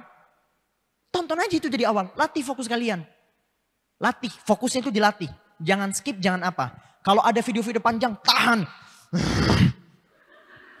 Walaupun kalau misalnya pengen nyekip tuh ya, pengen perpanjang, tahan. Tidak, tidak mau. Saya dilarang, ini haram untuk saya. Nah, maka usahakan jangan coba-coba untuk nyekip. Tonton video itu dari awal sampai akhir. 10 menit, yes. 10 menit. Diamkan mata Anda, melihatnya, menghayati setiap berita-berita yang ada. Jangan coba-coba nyekip. Itu salah satu contoh pertama. Dan ini jujur, saya sendiri merasakan. Kenapa saya tahu itu semua? Karena saya merasakan. Saya bertanya-tanya ke diri saya sendiri, kenapa banyak habit-habit saya yang berubah? Ternyata penyebabnya ketika saya baca beberapa artikel, penyebabnya attention span yang disebabkan oleh video-video short seperti tadi. Ini saya coba untuk mengurangi kuantitas durasi saya saat menonton video-video short seperti itu. Saya kurangin TikTok, saya kurangin YouTube short, Reels dan sebagainya. Dan mulai beralih ke platform yang lebih besar, yaitu YouTube. Nontonin guru-guru saya, nontonin apapun itu. Nontonin video-videonya Bang Radit. Nontonin siapapun, itu saya tontonin itu. Berusaha betahin diri. Maka pertama-tama latih itu dulu. Karena kalau teman-teman tidak mau untuk berlatih mengurangi durasi tontonan kalian terhadap video-video short seperti itu, maka kalian gak akan pernah yang namanya berbetah-betahan di depan buku. Baik. Dan problem buku ini sebenarnya adalah problem universal. Dan di Indonesia sendiri berdasarkan Badan Statistika Nasional, itu pada setiap 1.000 orang yang mau baca itu cuma 1 orang. Ada 1.000 orang nih, yang membaca itu cuma 1 orang aja. Bayangin. Betapa memalukannya kita sebagai sebuah bangsa yang kemudian selalu seakan-akan overclaim di depan masyarakat dunia. Kita adalah bangsa yang hebat. Kita adalah bangsa yang luar biasa. Super power. Padahal kualitas bacaan saya itu jelek banget. Saya tadi sempat ngobrol sama Bapak. Di sini itu sudah banyak perpustakaan yang ditutup katanya. Perpustakaan lokal yang ditutup. Iya. Salah satu alasannya karena sepi peminatnya. Maka harapan saya pulang dari sini teman-teman ini menyebarkan virus literasi. Ajak teman kalian agar dia mau mulai membaca. Agar dia mau mulai untuk bangkit. Guru kami itu menyampaikan kepada kami. Bagi para pemuda sibukkan diri dengan bacaan. Bahkan kalau kamu gak nemu buku yang bisa kamu baca. Ada buku resep masak. Baca buku resep masak. Gak ada bacaan nih. Ada buku resep masak. Baca buku resep masak. Saya punya hobi yang agak aneh. Setiap bacaan-bacaan yang saya temukan. Beli gorengan ada bacaan tuh kan. Pakai koran atau apa. Saya baca itu. Pak Sutono ini meninggal. Tanggal sekian. Baca karena dari situ ada aja maklumat-maklumat baru yang muncul. Saya bifadlillah. Atas karunia dari Allah subhanahu wa ta'ala. Saya ingin bercerita cuman biar teman-teman ini dapat. Aduh. Bukannya gue sombong ya. Sorry. Enggak. Bifadlillah. Saya katakan ini semua. Hadha min fadli Rabbi. Ini semua atas karunia dari Allah. Saya baca sehari gak pernah kurang dari 6 jam. 6 jam. 6 jam itu gak pernah kurang. Tadi di pesawat. Dari awal ngeng, saya tidur bentar, habis itu bangun. Dari awal saya bangun, sampai nyampe, itu di depan saya itu buku. Di mana-mana rasanya kalau saya gak baca tuh ada, dada tuh kayak sakit gitu. Gak bohong. Dan itu bisa teman-teman laksanakan, karena apa? Karena saya juga awalnya sama seperti kalian. Kita sama.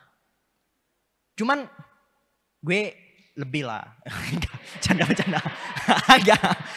Enggak. Cuman saya mungkin lebih dahulu mulai. Dan kalian bisa melakukannya. Gak bohong. Asalkan teman-teman ini mau untuk sadar diri. Ya, mau untuk sadar diri. Mau untuk kemudian menghayati kira-kira apa ya masalahku. Jadi jangan cuman sibuk nyalahin sekitar. Jangan cuman sibuk iri-iri sama sekitar. Tapi tanyakan. Kekuranganku itu apa? Kenapa aku gak suka baca? Kenapa aku mageran? Kenapa aku begini? Teman-teman tanya ke diri sendiri, habis itu bedah. Saya punya kebiasaan untuk membedah setiap hal yang bikin saya kesel. Satria Mahathir, tahu? Itu bikin saya kesel. Kalian tahu? Saya punya tulisan sekitar 10 halaman tentang Satria Mahathir. 10 halaman. Tulisan tangan tentang Satria Mahathir. Karena saya sebel, kenapa manusia seperti ini bisa viral? Dan dia itu kemudian punya followers banyak dari cewek-cewek. Saya kemudian membedah apa problem masyarakat kita. Saya coba buka-buka artikel, buka beberapa jurnal, cari problem psikologinya seperti apa. Saya bedah dikit-dikit. Internet, gampang. Kalian bisa buka internet. Sumber-sumber saya yang seperti itu dari internet. Sebagian dari buku-buku yang saya baca. Mudah sekali. Cari, kenapa Satria ini begini? Ketika teman-teman membiasakan diri kalian untuk berpikir. Membiasakan diri kalian untuk berimajinasi, untuk berhayal. Saya yakin kalian bakalan tambah cerdas. Kita ini jadi bodoh. Itu gara-gara otak kita gak pernah dilatih. Kita gak mau mikir. Kita gak mau. Mas, fotoin saya ke sini nanti ya. Sip, bentar. Kita itu. Jadi. Sudah. Sip. Kita tuh gak mau mikir. Gara-gara kita gak mau mikir. Akhirnya. Mas kalau foto lagi bilang-bilang. Kita tuh gak mau mikir. Akhirnya gara-gara kita gak mau mikir.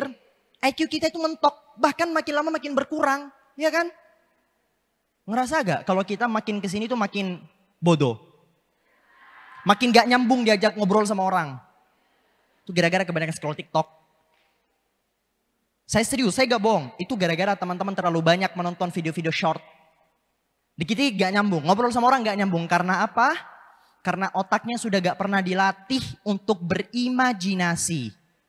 Maka perlu kami tekankan, imajinasi terbesar yang bisa teman-teman dapatkan itu dari apa? Dari membaca. Karena ketika satu buku itu bisa dipahami dengan 10 perspektif. Ratusan perspektif. Tergantung siapa yang membaca. Kembali ke cerita tadi. Allah berikan karunia, sehari itu gak pernah kurang dari 6. Bahkan kalau hidup saya itu kosong dari pagi sampai malam, kayak minggu ini ada satu hari yang saya itu betul-betul kosong full ada di rumah. Enggak, bukan minggu ini, minggu sebelumnya.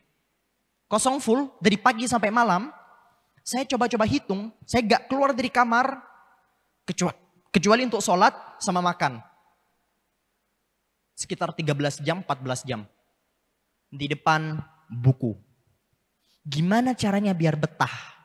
Oke, saya akan ceritakan bagaimana cara saya kemudian untuk membetahkan diri saya mau mulai membaca.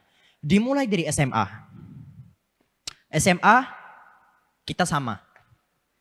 Saya adalah hamba Allah yang malas banget baca. Nggak suka baca. Buku itu, gitu. Kok ada orang semangat baca buku. Sedangkan di sekolah saya dulu, teman-teman saya ada aja yang bawa novel, bawa bukunya Terelie itu banyak banget. Bawa buku siapa. Mereka tuh baca di sekolah, dibaca gitu dari awal sampai akhir, bawa baca-baca. Sedangkan saya sendiri, saya kayak ngeliat, apa sih gitu. Hingga akhirnya saya berjumpa dengan salah satu sepupu saya.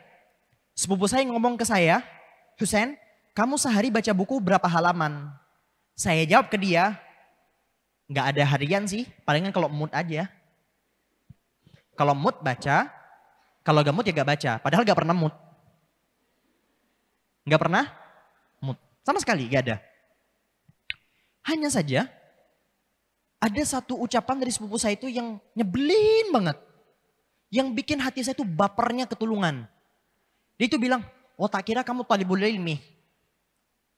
Tak kira kamu talibul ilmi. Santri, bahasanya dia.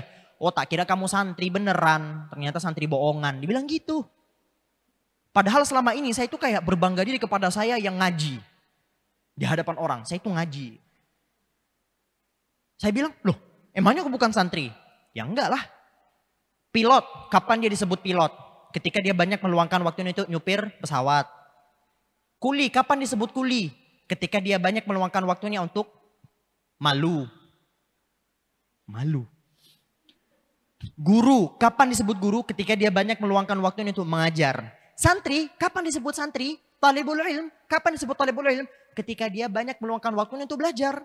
Jadi kalau waktunya tidak diluangkan untuk waktu belajar, berarti bukan santri. Saya baper minta tolong, gak ketulungan waktu itu. Ini saya pulang ke rumah dalam keadaan baper banget, sebel banget, sakit hati banget. Cuman saya gak nyolot. Saya membiarkan ucapan dia itu kemudian membakar hati saya yang penuh sakit hati itu. Keesokan harinya saya kembali datang ke sepupu saya tadi. Saya datang ke rumahnya. Kak. Ayo aku pengen baca. Gimana? Kasih saya tips. Dan tips yang diberikan sama sepupu saya tadi itu betul-betul bermanfaat untuk saya. Dan saya mencoba memberikan tips yang sama kepada banyak orang-orang di sekitar saya dan berhasil pula. Jadi betah belajarnya. Bagaimana caranya? Pertama, kalian datang ke toko buku. Di sini ada Gramet. Oke. Kalian datang ke Gramet, terus kalian cari buku apapun itu, yang ketika kalian baca sinopsisnya, kalian merasa, ini buku gue banget dah. Ini buku nih aku banget. Aku banget lah pokoknya. Oke. Habis itu terserah buku apa. Saya bilang terserah buku apa. Tapi bukunya itu yang benar-benar kalian merasa menarik ya. Biasanya orang yang baru belajar, baru baca buku, dia biasanya sok keren gitu. Filsafat.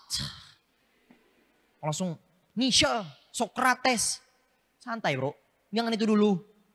Terserah yang menurut kalian itu menyenangkan. Ketika kalian membaca kalian tidak merasa beban. Novel, ya novel terserah. Terserah apapun. Saya waktu itu mulai dengan apa? Mulai dengan bukunya Buya Hamka, Tasawuf Modern. Saya waktu itu masuk ke perpustakaan sekolah saya, bolos. Saya bolos dulu, masuk ke perpustakaan, saya cari-cari buku.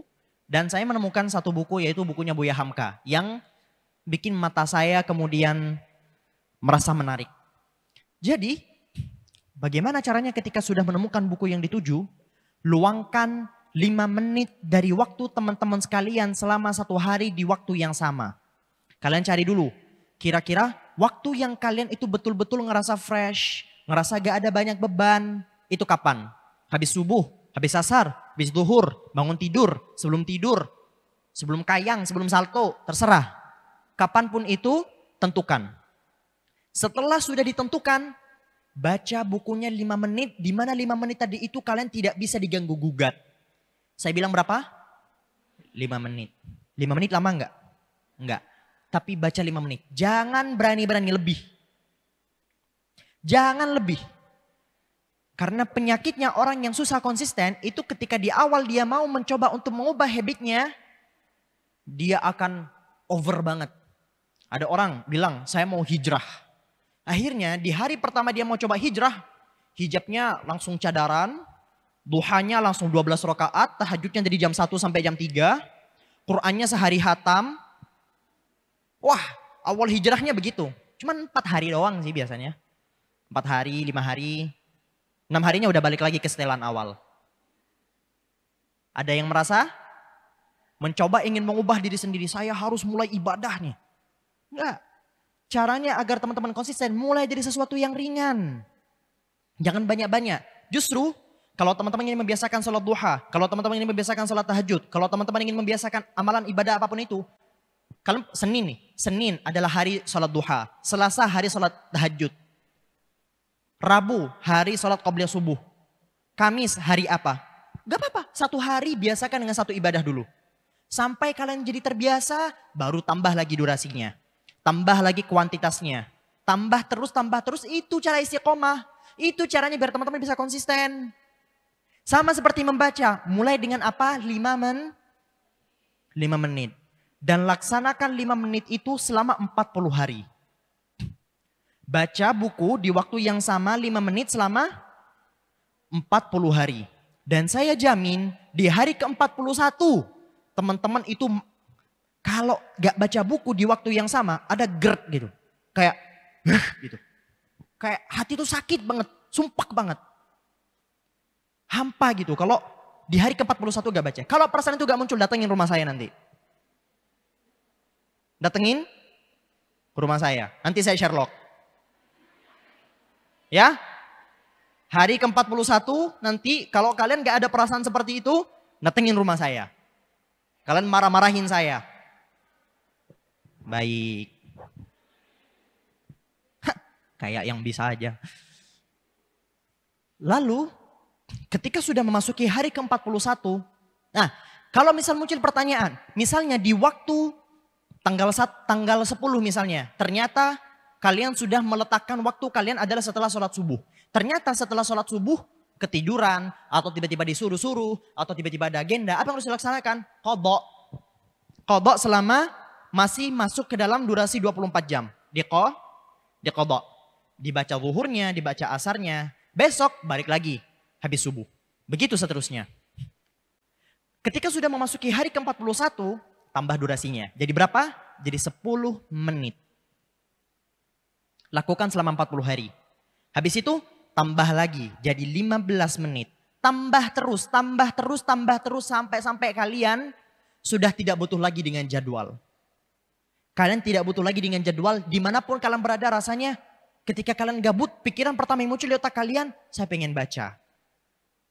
Pikiran pertama yang muncul di kalian, saya pengen baca. Dan selalu excited ketika ngelihat ada orang lagi baca buku. Selalu excited. Selalu menyenangkan gitu. Kayak ngobrolin buku, ngobrolin topik-topik yang sudah kita baca itu menyenangkan.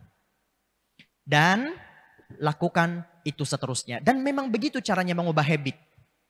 Habit apapun itu harus teman-teman sabar mulai lakukan sedikit demi sedikit. Saya sempat punya satu habit yang itu jelek banget. Di Madura, mungkin teman-teman pernah ngeliat di TikTok ya, mungkin di Aceh gak ada kultur kayak begitu.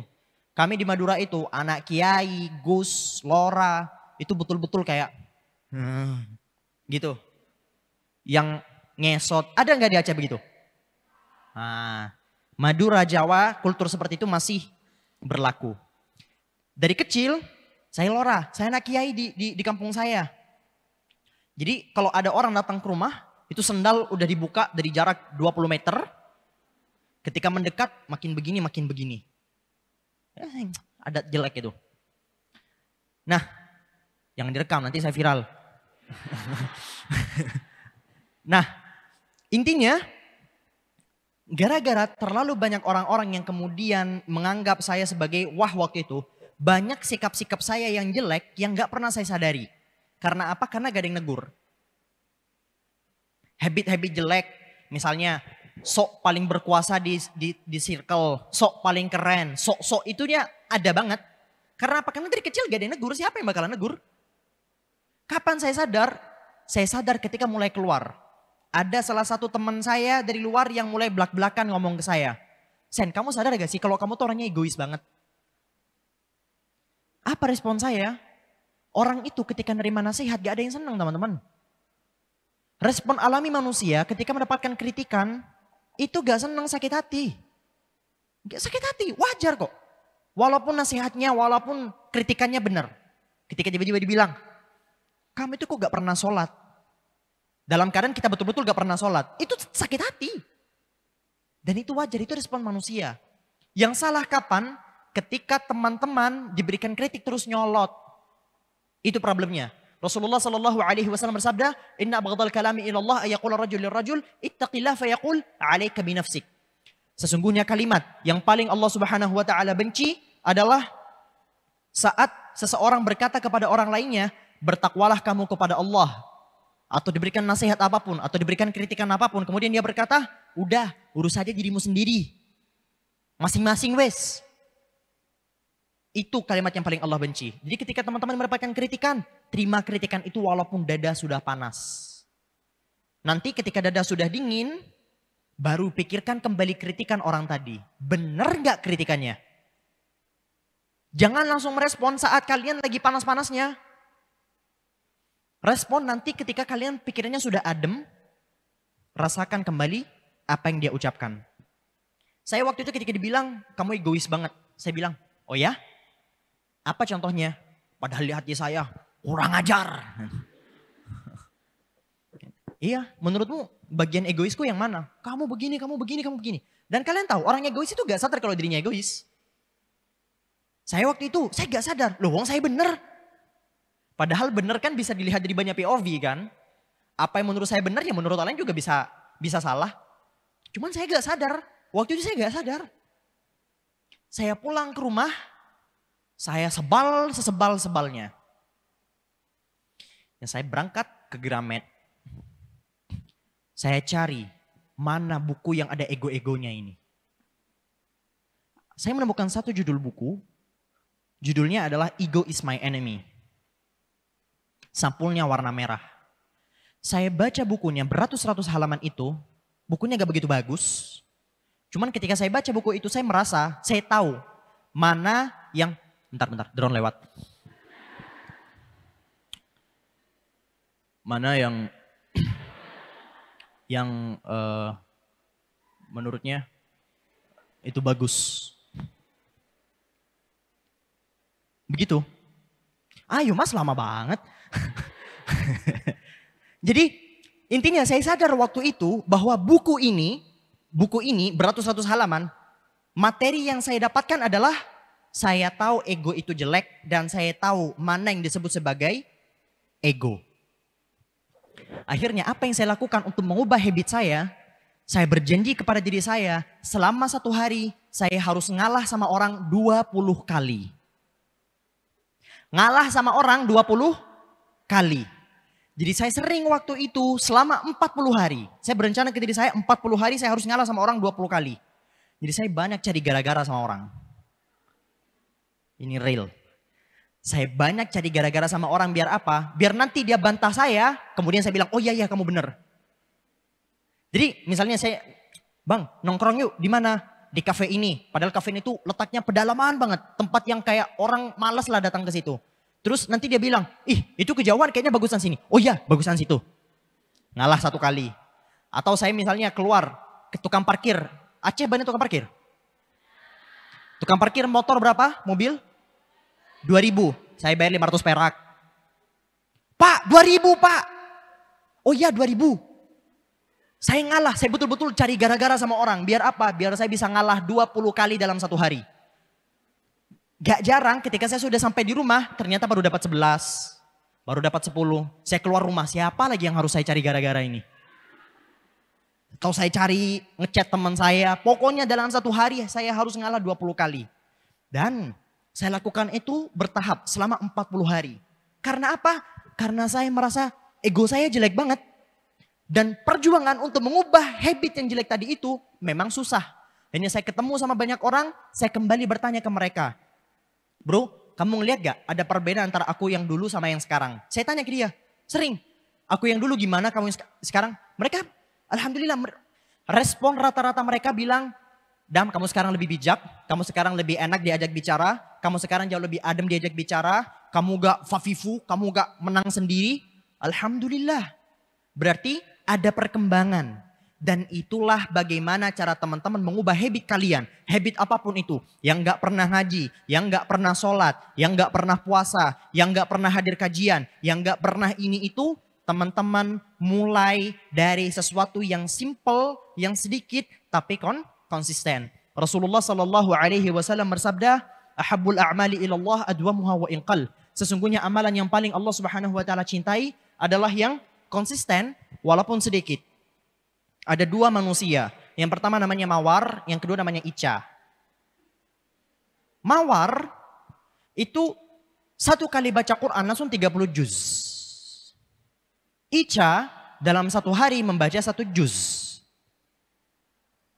Dan ketika sudah masuk ke hari ke-30, Mawar itu baca Quran sekali hatam hanya di sehari itu saja. Sedangkan Ica sehari baca 1 juz. Hari kedua, juz ketiga, sampai. Mana yang lebih baik di sisi Allah?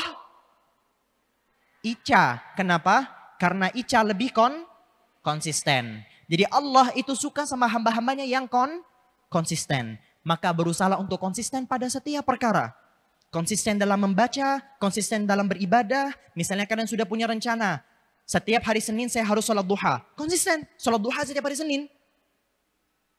Itu lebih baik dibandingkan ada orang yang sholat duhanya cuman 1 bulan tok. Habis itu sudah, nggak pernah sholat duha lagi. Lebih baik teman-teman sholat duha 1 minggu, 1 kali cukup. Tapi lakukan lagi, Senin depan duha. Senin lagi duha terus. Itu hamba yang sangat dicintai oleh Allah. Karena Allah melihat effort dari konsistensi itu begitu berat. Konsisten itu berat. Tapi harus teman-teman laksanakan. Itu dia materi dari saya. Mohon maaf kalau misal ternyata banyak kurang. Kalau saya gak bisa banyak ngelawak. Kalau saya gak bisa fafifu fevo banyak ngamuk-ngamuk, mohon maaf. Saya lebih suka mungkin habis ini interaksinya lebih banyak sama kalian. Baik. Ya Allah, enggak. Ini. Oke. Jadi tanya jawab. Baik. Barakallahu fikum. Baik, gimana nih kaum homin semuanya? Sudah bisa dimengerti ini? Bisa? Nah, jadi ini kita bakal masuk ke sesi tanya jawab nih. Tapi jangan sekarang. Ini mau angkat api atau angkat tangan nih? Gimana nih Bang Gadam? Yang angkat api atau yang angkat tangan kita pilih nih Bang? Bang Gadam? Yang angkat api atau yang angkat tangan nih? Rata-rata nih angkat api semua. 1 orang bertanya ya. 1 orang bertanya tercepat itu ya. Gak dengar.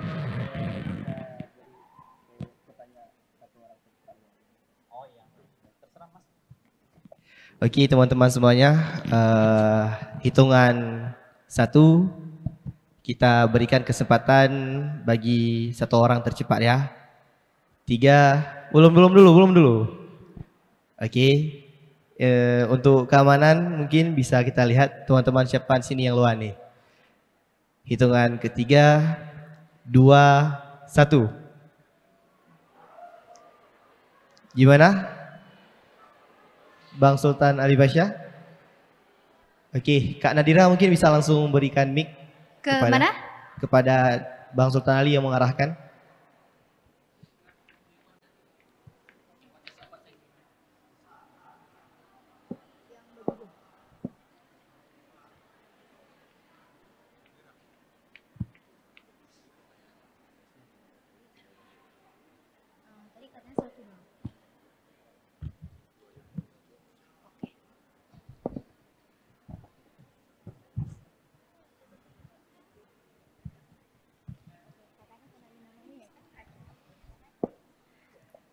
Assalamualaikum warahmatullahi wabarakatuh.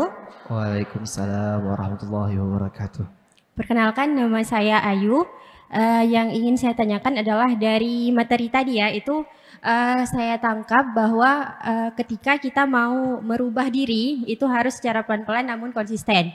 Nah, yang ingin saya tanyakan adalah seringkali nih dalam saat kita mau mencapai kesuksesan di dalam perjalanannya, itu kan kita ditemani dengan beberapa orang nih, misalnya teman kah, atau orang tua, atau bisa jadi support system gitu. Nah, namun ada satu ketika di mana si teman ini tuh tiba-tiba hilang. Nah, jadi kita tiba-tiba sendiri gitu, apa-apa sendiri, kan kita butuh butuh waktu untuk beradaptasi. Nah, dalam hal ini tuh gimana sih cara berdamai dengan keadaan untuk bisa tetap maju dan enggak di kondisi terpuruk terus. Sekian, terima kasih. Baik. Semakin banyak kita bergantung sama orang, maka semakin dalam kita bergantung sama orang, maka semakin sakit ketika orang itu kemudian pergi. Maka jangan pernah gantungkan apapun itu kepada orang lain, even itu orang tua.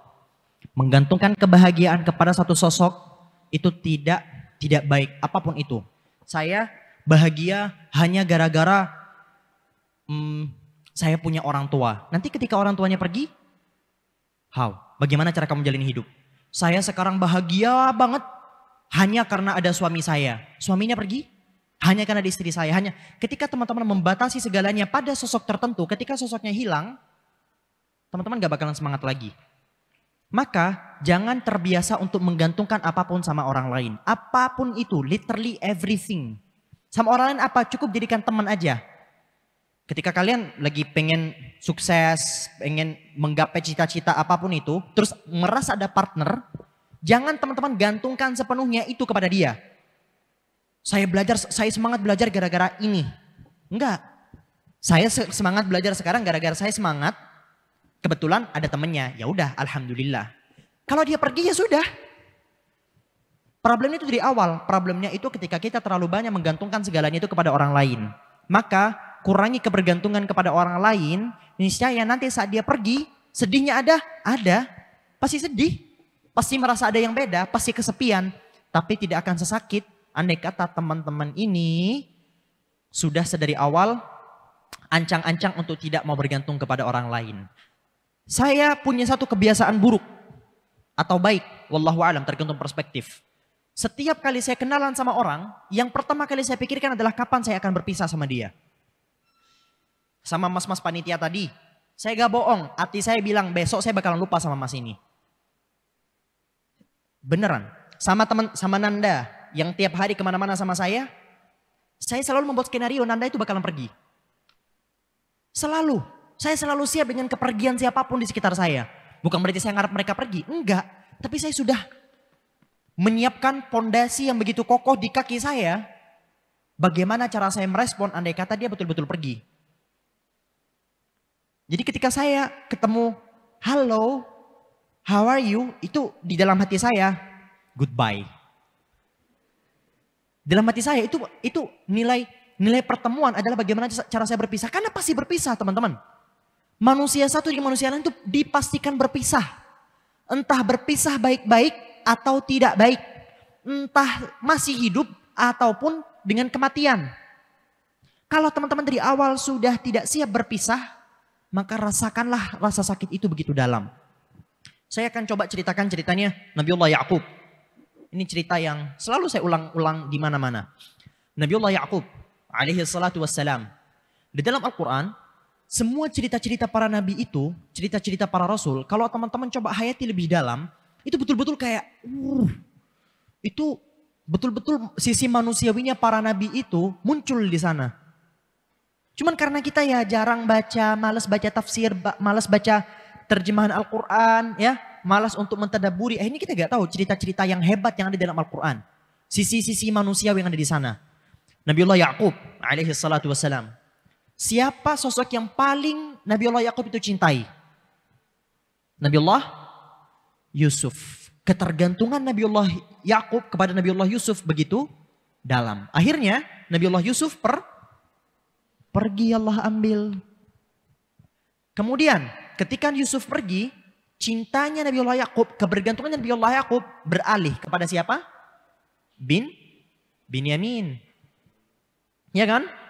Beralih kepada Binyamin. Kemudian Allah ambil. Di sini para ulama kemudian mentaklik, mengomentari cerita ini.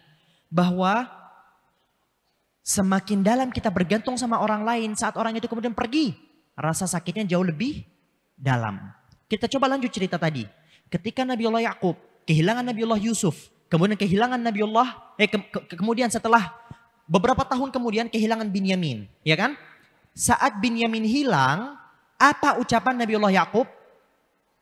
Tawalla anhum wa qala ya asafa ala Yusuf wa biyaddat aynahu minal huzni fahuwa kadhim. Kemudian Nabiullah Ya'qub ketika anak-anaknya datang ke Nabiullah Ya'qub, maaf Binyamin udah pergi, Binyamin menghilang, Binyamin tadi ditahan dan seterusnya. Apa yang dilakukan Nabiullah Ya'qub? Tawalla anhum, berpaling. Kemudian Nabiullah Ya'qub berteriak, ya asafa ala Yusuf, duhai duka citaku terhadap Yusuf. Yang hilang siapa sekarang? Binyamin. Yang diteriakin nama siapa? Yang diteriakin nama Yusuf. Ini kenapa?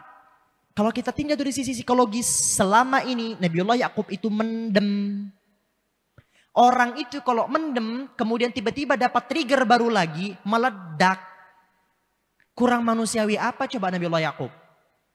Coba kalian sekarang punya masalah, entah ayah kalian atau teman kalian atau bahkan diri kalian sendiri. Ada teman kalian yang ngelakuin kesalahan, pasangan kalian ngelakuin kesalahan. Terus ketika dia ngelakuin kesalahan, kita pendem di dalam hati. Kita pendem. Ternyata nanti dia tiba-tiba ngelakuin satu kesalahan baru lagi, yang satu kesalahan tadi itu menjadi trigger. Kita akan sebut kejadian dari awal kehidupan sampai akhir kehidupan. Kamu tuh tanggal sekian. Disebut semuanya. Karena apa? Karena selama ini kita mendem kan. Nabiullah Ya'qub masihlah seorang manusia. Seorang rasul yang mulia. Yang sangat dekat dengan Allah. Kedudukannya begitu tinggi. Tapi sifat manusiawinya masih ada. Yang hilang Binyamin, yang diteriakkan nama Yusuf. Berarti ada trigger baru di sana. Kemudian setelah itu Nabiullah Ya'qub alaihi salatu wassalam, apa yang terjadi? Wabiyaddat aynahu minal huzn. Matanya menjadi putih karena sedih. Maksudnya matanya tiba-tiba Allah ambil pandangannya. Allah ambil pandangan saking sedihnya. Bayangin. Sekarang ada orang sedih sampai-sampai buta. Pasti ucapan orang di sekitar, gak pernah sholat ini. Gak pernah ngaji.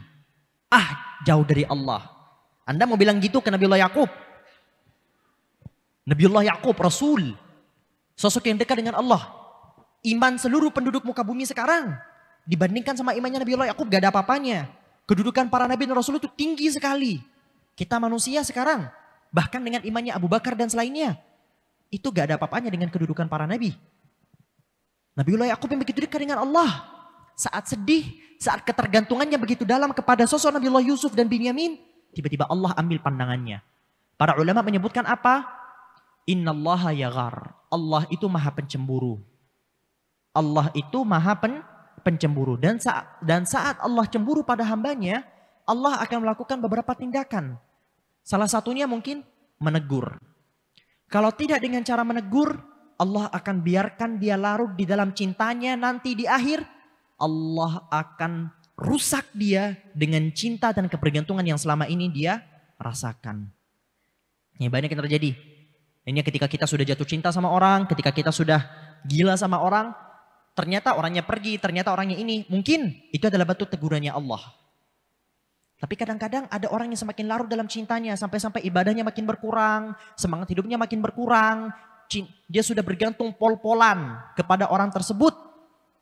Nanti lihat aja endingnya. Endingnya akan begitu sakit, sesak luar biasa. Akhadnahum baghtah. Itu firman Allah Subhanahu wa taala. Barakallahu fikum. Baik nih.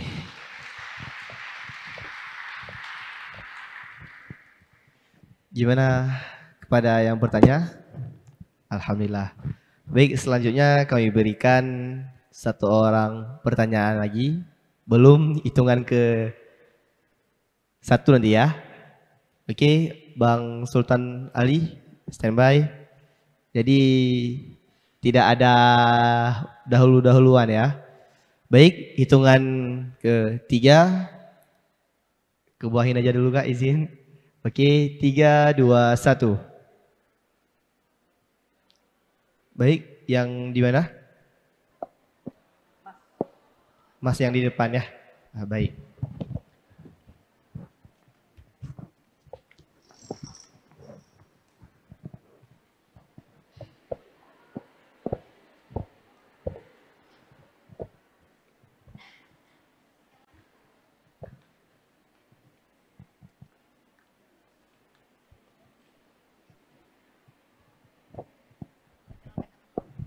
Oke, baik. Assalamualaikum warahmatullahi wabarakatuh.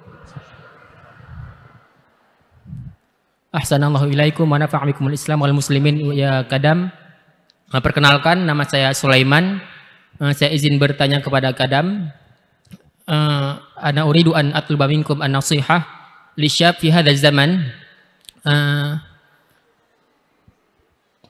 Kita hari ini hidup di sebuah zaman yang penuh dengan banyak fitnah syahwat wa syubhat. Bagaimana tips dari Kadam untuk kami anak muda di tengah berbagai macam fitnah syahwat wa syubhat untuk membentengi diri kami dari pemikiran-pemikiran semisal feminis dan lain-lain, dan membangun kerangka berpikir kami yang sesuai dengan Islam sebagai benteng untuk mempertahankan akidah kami sebagai seorang muslim. Demikian. Terima kasih. Assalamualaikum warahmatullahi wabarakatuh. Waalaikumsalam warahmatullahi wabarakatuh. Ahsanallah ilaik. Baik, pertanyaannya kira-kira dua perkara. Pertama, urusan syahwat kepada lawan jenis. Yang kedua, syubhat. Bagaimana kemudian kita membentengi diri kita dari banyak syubhat-syubhat yang kemudian akhir-akhir ini bermunculan. Saya bahas pertama dari syubhat. Ya. Terus bagaimana cara saya mencegah itu semua? Saya menjaga circle pertemanan saya. Teman saya itu cerewet-cerewetnya minta ampun. Jadi ketika saya mulai di jalan, gak usah direkam loh. Ini saya mau cerita kalau bukan karena ingin memberikan, woi kamera. Saya ini kalau bukan karena agar teman-teman tahu bagaimana pentingnya sebuah pertemanan, saya gak mau bahas ini. Saya jalan, ada yang lewat, kemudian kepala kita gasnya aja kan. Wih, teman-teman saya itu gini. Sen, istighfar. Oh iya. Astagfirullah. Atau ketika saya lagi keluar di kota-kota seperti itu, saya berusaha bareng sama teman saya. Agar apa? Agar saya gak punya kesempatan untuk melakukan hal-hal yang seperti itu. Bukan berarti saya tergoda. Cowok Pak, Bu, tergoda. Enggak, tapi cara saya untuk menanggulangi itu semua apa? Dengan cara menjaga pertemanan. Di mana saya malu untuk melakukan itu semua. Tentu saja problem praktik pertama adalah meminta taufik kepada Allah Subhanahu wa taala, meminta hifaz, meminta penjagaan sepenuhnya kepada siapa? Kepada Allah. Karena tidak ada yang mampu menjaga kita seberusaha apapun kita kecuali semuanya berasal dari taufik, berasal dari hidayahnya Allah Subhanahu wa taala. Kita gak bisa apa-apa. Mau kita sekarang beribadah segila mungkin, kalau Allah ingin kita sebaliknya, kita akan jadi sebaliknya. La haula wa la quwata illa billahil aliyil azim. Tiada daya dan upaya. Itu yang selalu kita hafalkan kan? Para ulama menyebutkan tiada daya untuk melakukan ketaatan dan upaya untuk menghindari kemaksiatan kecuali atas pertolongan Allah tabaraka wa ta'ala. Maka yang pertama adalah meminta hidayah, meminta taufik kepada Allah. Yang kedua menjaga circle pertemanan. Pertemanan itu saya punya privilege. Keluarga saya, sahabat-sahabat saya, itu manusia-manusia yang selalu negur saya, nyebelin pokoknya. Saya ucapkan ketika mereka negur saya sebel. Manusiawi. Saya dari tadi gak mau nutup-nutupin sok-sok soleh. Enggak, saya bilang sebel. Cuman bermanfaat. Cuman kita yang pengen ngelakuin, malu. Gak jadi Muncul pikiran-pikiran kotor, malu. Entar kalau ketahuan sama dia gimana? Itu cara saya menanggulangi itu semua. Ada sisi yang kurang baik. Iman saya bukan sebagaimana para aulia, para ulama yang semua murni gitu. Lillahi ta'ala. Gak. Saya masih bayi usia 22 tahun. Yang masih begini. Jadi butuh orang-orang yang menguatkan saya untuk kemudian memikirkan resikonya. Kalau saya ngelakuin ini, betapa kecewanya orang tua saya, betapa kecewanya saudara saya, betapa kecewanya teman-teman saya. Nah, jadi itu yang kemudian dengan taufik Allah, dengan izin Allah kemudian menghalangi saya untuk melakukan hal-hal yang kurang baik seperti tadi. Begitu. Baik. Sekarang apa?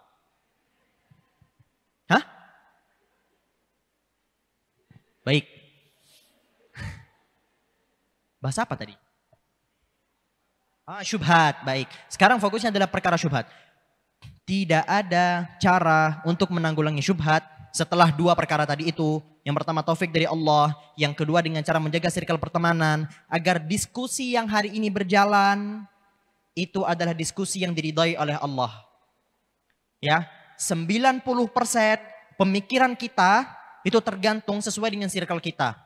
Sadar atau tidak sadar. Kalau teman-teman yang ada di sekitar kita selalu, misal teman-teman cewek-cewek nih. Tiba-tiba yang awalnya Masya Allah, Tabarakallah. Kajiannya adalah bahwa menaati seorang ayah sebagai kepala keluarga. Mentaati suami sebagai kepala keluarga adalah sebuah kewajiban. Kalau circle kalian bicara seperti itu. Kemudian laki-laki yang berbicara menjadi seorang suami, tanggung jawabnya harus full-fullan. Karena urusannya adalah manusia yang hidup. Menjadi seorang ayah, tugasnya itu full. Kalau circle kalian, isi pembicaraannya seperti itu kalian akan Masya Allah, Tabarakallah, akan selalu terjaga. Tapi kalau isi circle kalian, ya, yang cewek-cewek atau bahkan yang cowok, yang cewek-cewek tiap duduk, kita itu gak boleh jadi pembantunya suami. Suami itu sama manusia seperti kita. Kalau suaminya dia harus provide. Laki-laki mapan dikit. Laki-laki. Nah, pemikiran-pemikiran. Kalau isi circle kalian bicaranya selalu seperti itu, kalian akan terbawa arus. Begitu pula cowok-cowok. Kalau cowok-cowok circle-nya selalu menseksualisasi perempuan. Dikit-dikit catcalling. Ya, Aceh alhamdulillah saya yakin gak ada. Dikit-dikit cowok-cowok catcalling. Saya tahu Aceh ini kriminalitasnya dikit banget ya. Iya. Makanya saya ketika cerita begini, saya bingung juga. Karena biasanya materi yang seperti ini saya sampaikan di mana? Di Jakarta, di Surabaya. Dan kelihatan perbedaan responnya. Biasanya yang cowok, ya gitu. Ini di sini semua. Berarti gak relate. Cowok-cowoknya kemudian catcalling, seksualisasi perempuan, melakukan ini itu rata-rata munculnya dari mana? Muncul dari teman yang awal mulai, ini kita jadi ikut-ikutan. Maka teman ini problemnya begitu besar. Andai kata teman kita tadi itu adalah teman yang kemudian jauh dari Allah, walaupun kita gak ikut dia, paling minimal kita akan menormalisasikan sebuah kemaksiatan yang dilakukan sama dia. Maksiat-maksiat yang hari ini kita lihat banyak. Dulu mungkin pas masih kecil kita ngeliat khamr itu sebagai sesuatu yang luar biasa. Ini dosa besar, ini gak boleh, ini itu, ya kan? Tapi makin kesini kita melihat itu sebagai sesuatu yang biasa. Kenapa? Karena teman-teman kita mungkin biasa melakukan itu. Teman-teman yang ada di sekitar kita sudah terbiasa melakukan itu. Maka jaga circle pertemanan. Alhamdulillah Aceh wajib hijab. Lagi-lagi saya ada satu cerita. Tapi gak akan relate sama kalian. Oke. Ini biasanya di luar. Sebutlah ketika satu perempuan. Itu hijabnya awalnya bagus, syar'i. Tiba-tiba dia punya teman di kanan dia namanya Suzy.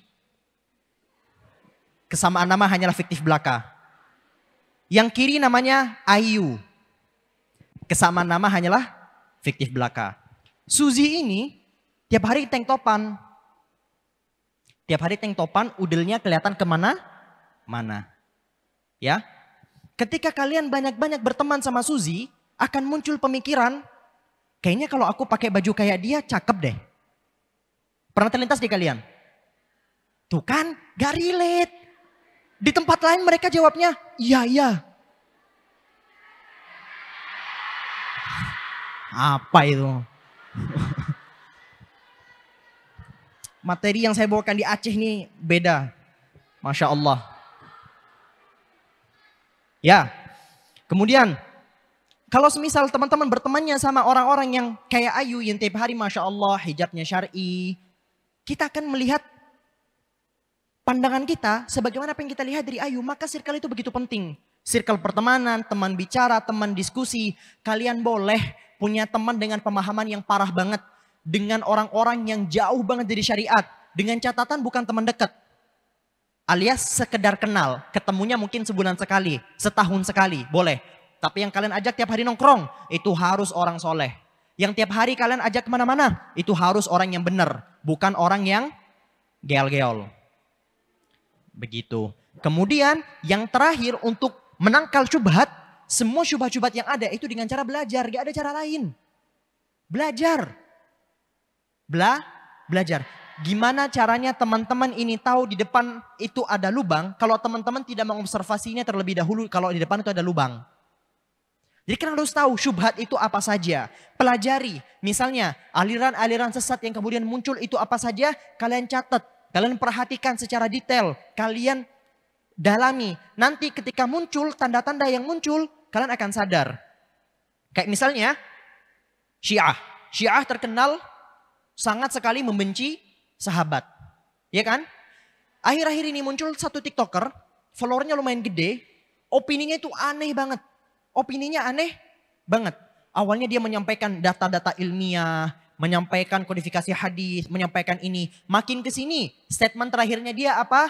Bahwa Abu Hurairah adalah seorang pendusta. Kalian tahu isi comment sectionnya apa? Iya mas, kayaknya mas ini masuk akal banget deh. Dan tidak terpuruk dengan pemikiran-pemikiran yang kolot. Itu ketika teman-teman gak tahu syubhat-syubhat yang muncul dari orang-orang yang sesat dan menyesatkan. Maka pelajari. Jangan hanya mempelajari akidah sendiri. Jangan hanya mempelajari agama sendiri. Tapi pelajari juga kira-kira apa aliran-aliran sesat yang kemudian akan muncul. Syiah itu seperti apa? Pecahannya seperti apa? Nusairiyah seperti apa? Dan seterusnya. Jadi cara yang pertama adalah berdoa, meminta taufik. Yang kedua menjaga circle pertemanan. Yang terakhir adalah belajar. Belajar. Agar teman-teman tahu ciri-ciri mereka itu seperti apa dan bagaimana cara membantah syubhat-syubhat yang ada pada mereka. Dan ini penting teman-teman. Hari ini kita belajar hadis. Teman-teman tahu hadis kan? Sabda Rasulullah. Mulai muncul. Sebenarnya muncul ini sudah dari ratusan tahun yang lalu. Tapi akhir-akhir ini kembali diramaikan. Orang-orang Qur'ani. Siapa orang-orang Qur'ani? Aliran Qur'ani yaitu orang-orang yang menolak hadis. Mereka hanya percaya Al-Quran. Mereka menolak hadis. Karena apa? Karena mereka menganggap otentik. Hadis yang hari ini sampai kepada kita itu tidak otentik. Gimana caranya teman-teman membantah mereka? Atau minimal menjaga diri dari mereka? Belajar. Kalau teman-teman gak belajar gak akan tahu. Maka kembali ke cara saya tadi. Tingkatkan literasi agar teman-teman tahu dunia lebih luas. Bagaimana caranya saya kemudian bisa keliling dunia dalam keadaan saya gak punya duit banyak? Baca buku. Anda bisa keliling dunia dari kamar Anda yang kecil itu. Barakallahu fikum.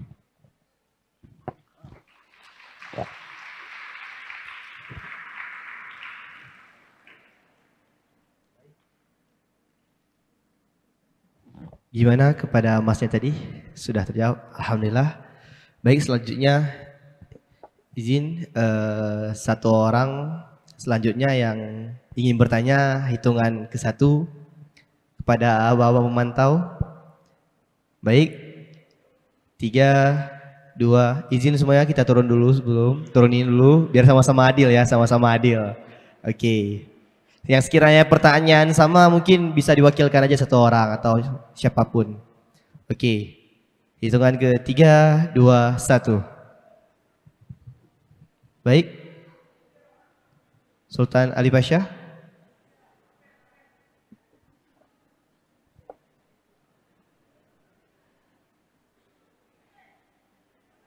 Baik, kepada Kak Nadira mungkin bisa langsung mengantarkan mic-nya.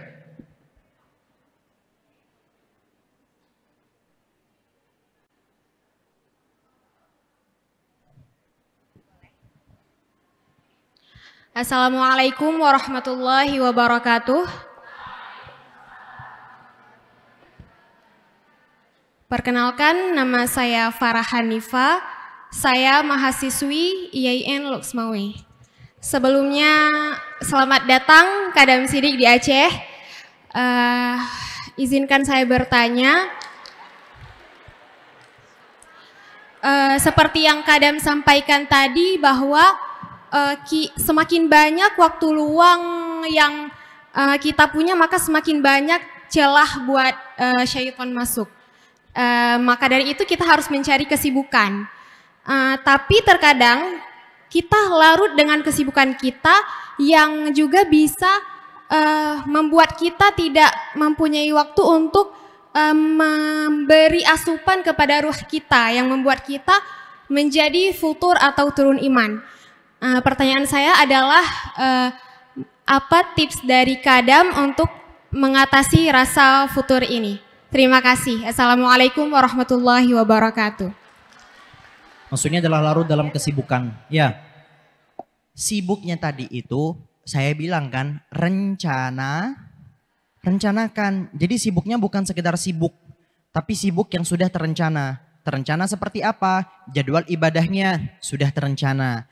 Jadwal jalan-jalannya sudah terencana. Jadwal staycationnya sudah terencana. Nanti ketika semuanya sudah direncanakan ibadahnya, ya tugasnya tinggal menjalani.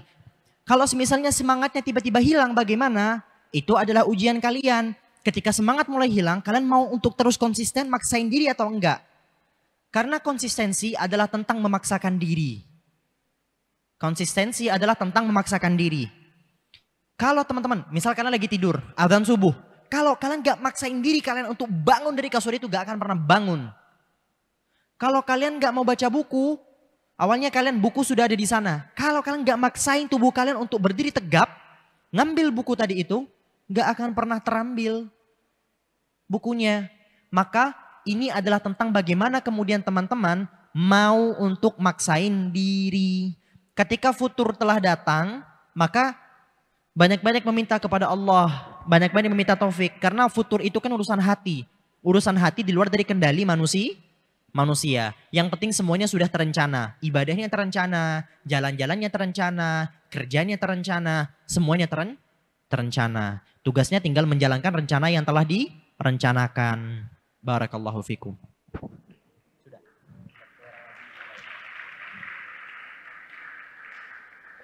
Baik, untuk yang terakhir mungkin dari yang pria atau dari yang ikhwannya nih ya, kami persilahkan. Satu orang bertanya dari ikhwan, hitungan ketiga, 3, 2, 1. Baik, abang yang baju coklat, kami persilahkan.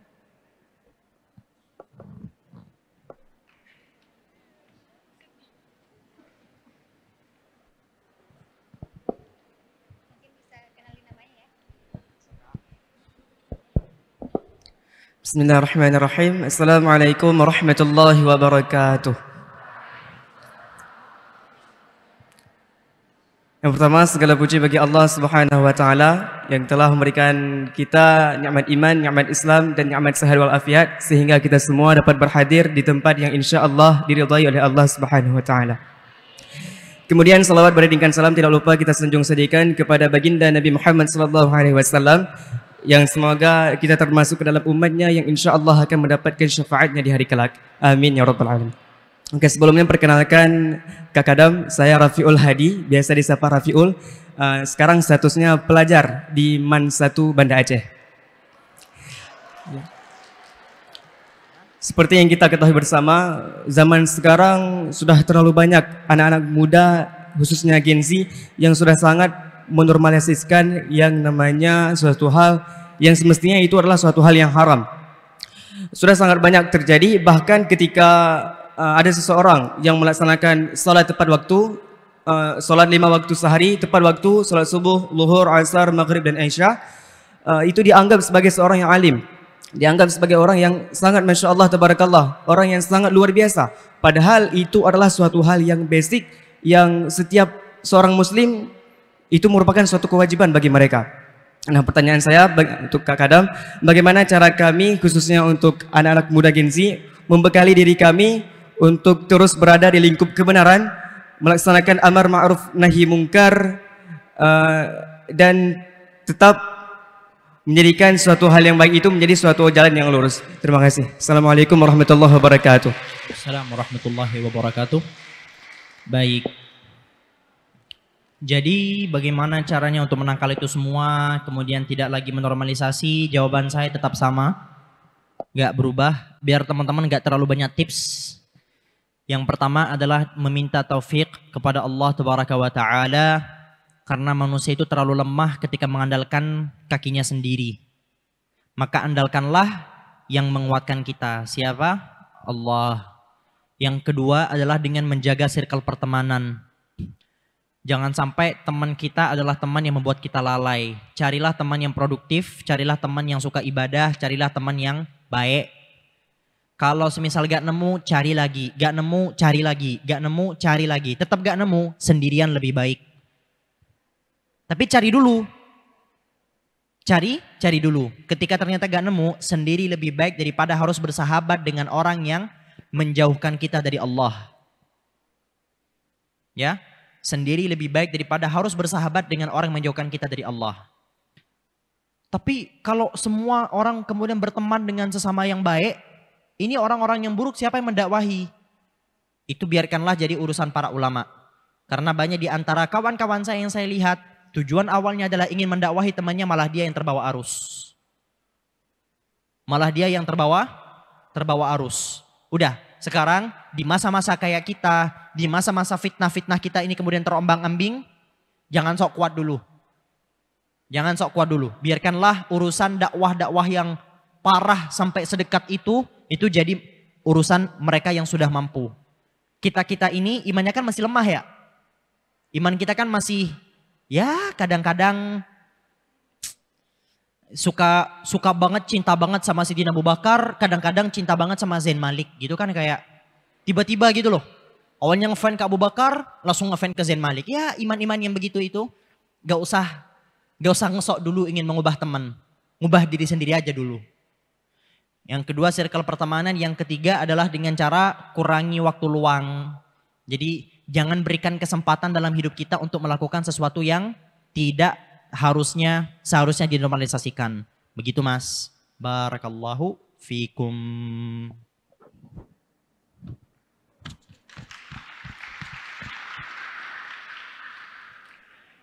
Baik, alhamdulillah telah berakhir pula sharing session kita. Tanya jawab dari Bang Kadam Siddiq. Saya ucapkan terima kasih banyak. Jadi sebelum kita akhiri, saya akan berikan sebuah pantun nih. Teman-teman balasnya cakep ya.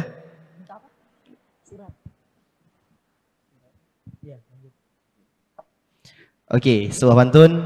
Belajar bersungguh-sungguh serta beramal soleh setiap hari. Oke, cari ilmu hingga tua nanti. Sukses dunia, bahagia hati, surga menanti janji ilahi.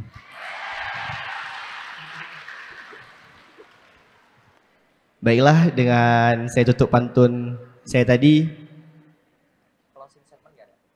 kita akan masuk ke sesi penyerahan cenderamata terakhir.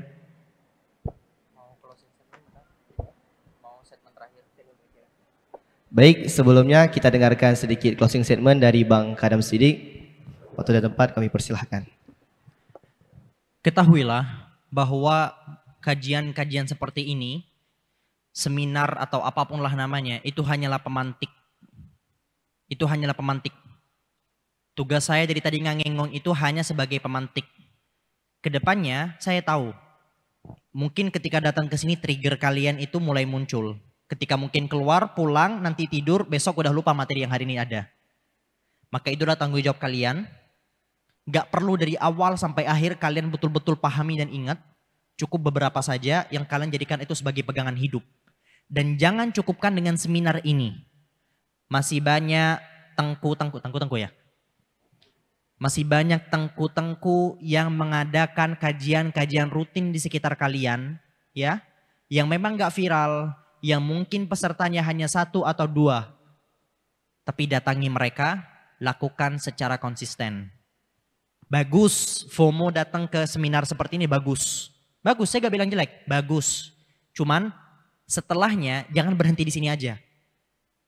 Ya, jangan berhenti di sini aja. Pulang dari sini, datengin nanti tengku ustadz-ustadz, kiai-kiai, ulama-ulama di sekitar kita yang bikin kajian-kajian rutin. Karena itu yang lebih bermanfaat daripada teman-teman hadir di sini, saya ngomong dari awal sampai 100 jam. Sepakat? Barakallahu fikum. Ahsan. Sudah tadi. Coba. Baik, sebelum kita tutup, tadi teman-teman kita ada panggil Sadam Siddiq ya.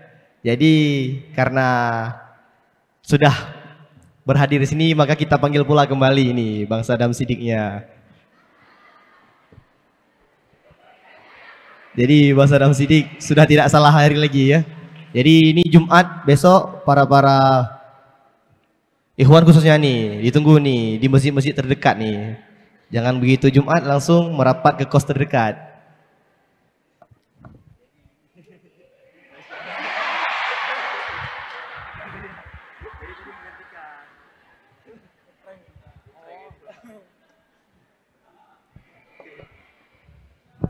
Mungkin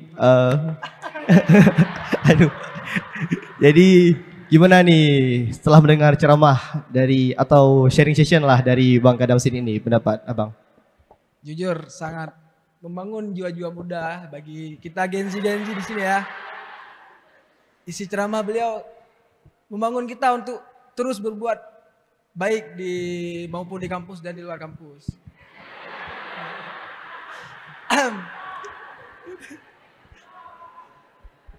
Baik, ada kata-kata terakhir nih nggak?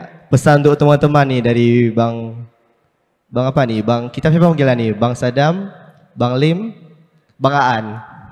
Bang Aan sebenarnya. Oke, pesan terakhir nih untuk teman-teman nih, closingan sedikit. Teruslah beribadah. Jangan malas beribadah. Itu aja. Baik, terima kasih kita ucapkan. Mungkin kita bisa foto bersama, izin Bang.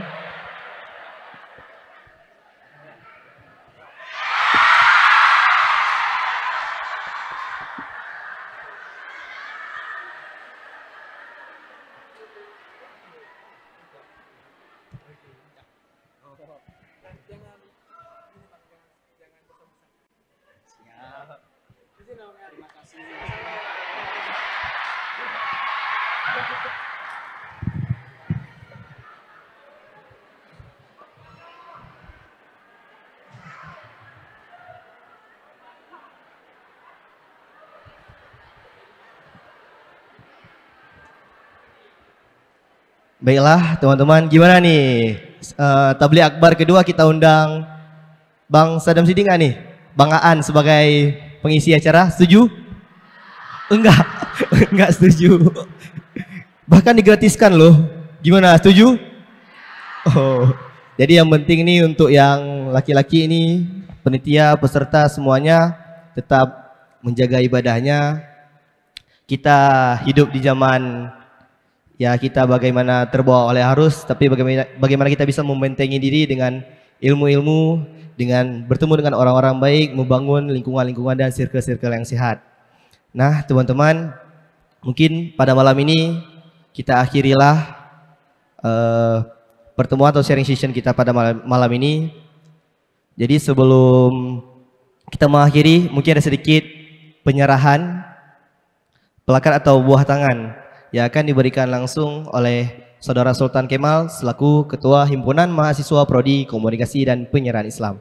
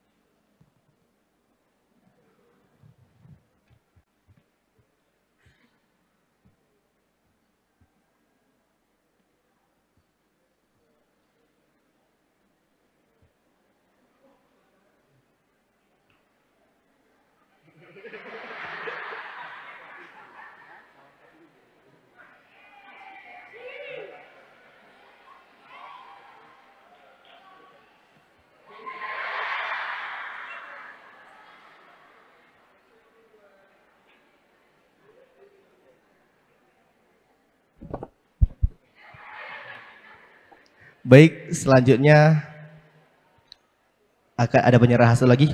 Sepertinya banyak nih ya buah tangan dari Aceh nih untuk Bang Kadam Sidik. Pesan kami sering-seringlah mampir ke Aceh ya.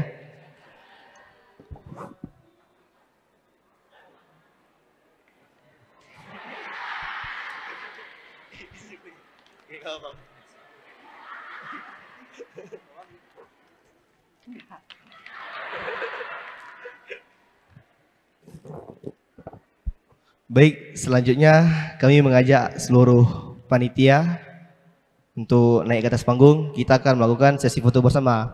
Yang hadirin jangan bersedih hati, kita ada sesi foto bersama setelah ini. Tetap di tempat. Oke, untuk seluruh panitia mungkin bisa naik ke atas panggung. Kita akan foto bersama dengan Bang Kadam Sidik.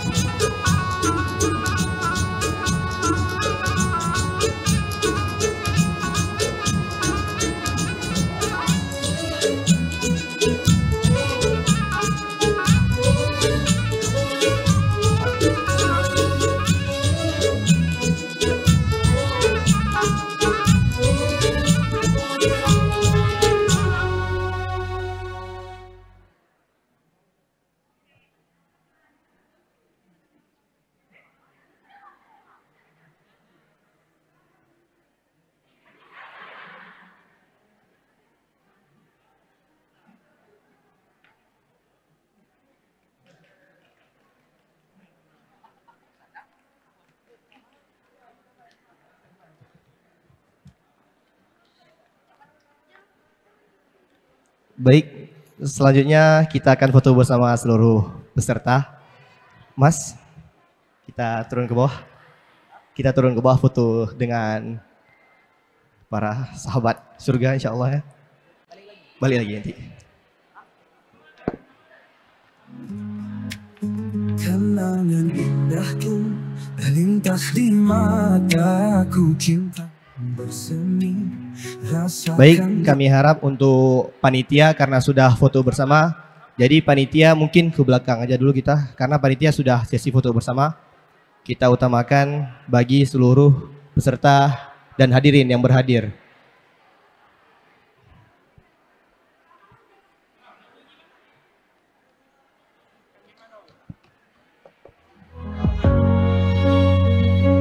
Ya Allah, cobaan apa ini? Ujian dan cobaan selalu menghampiri.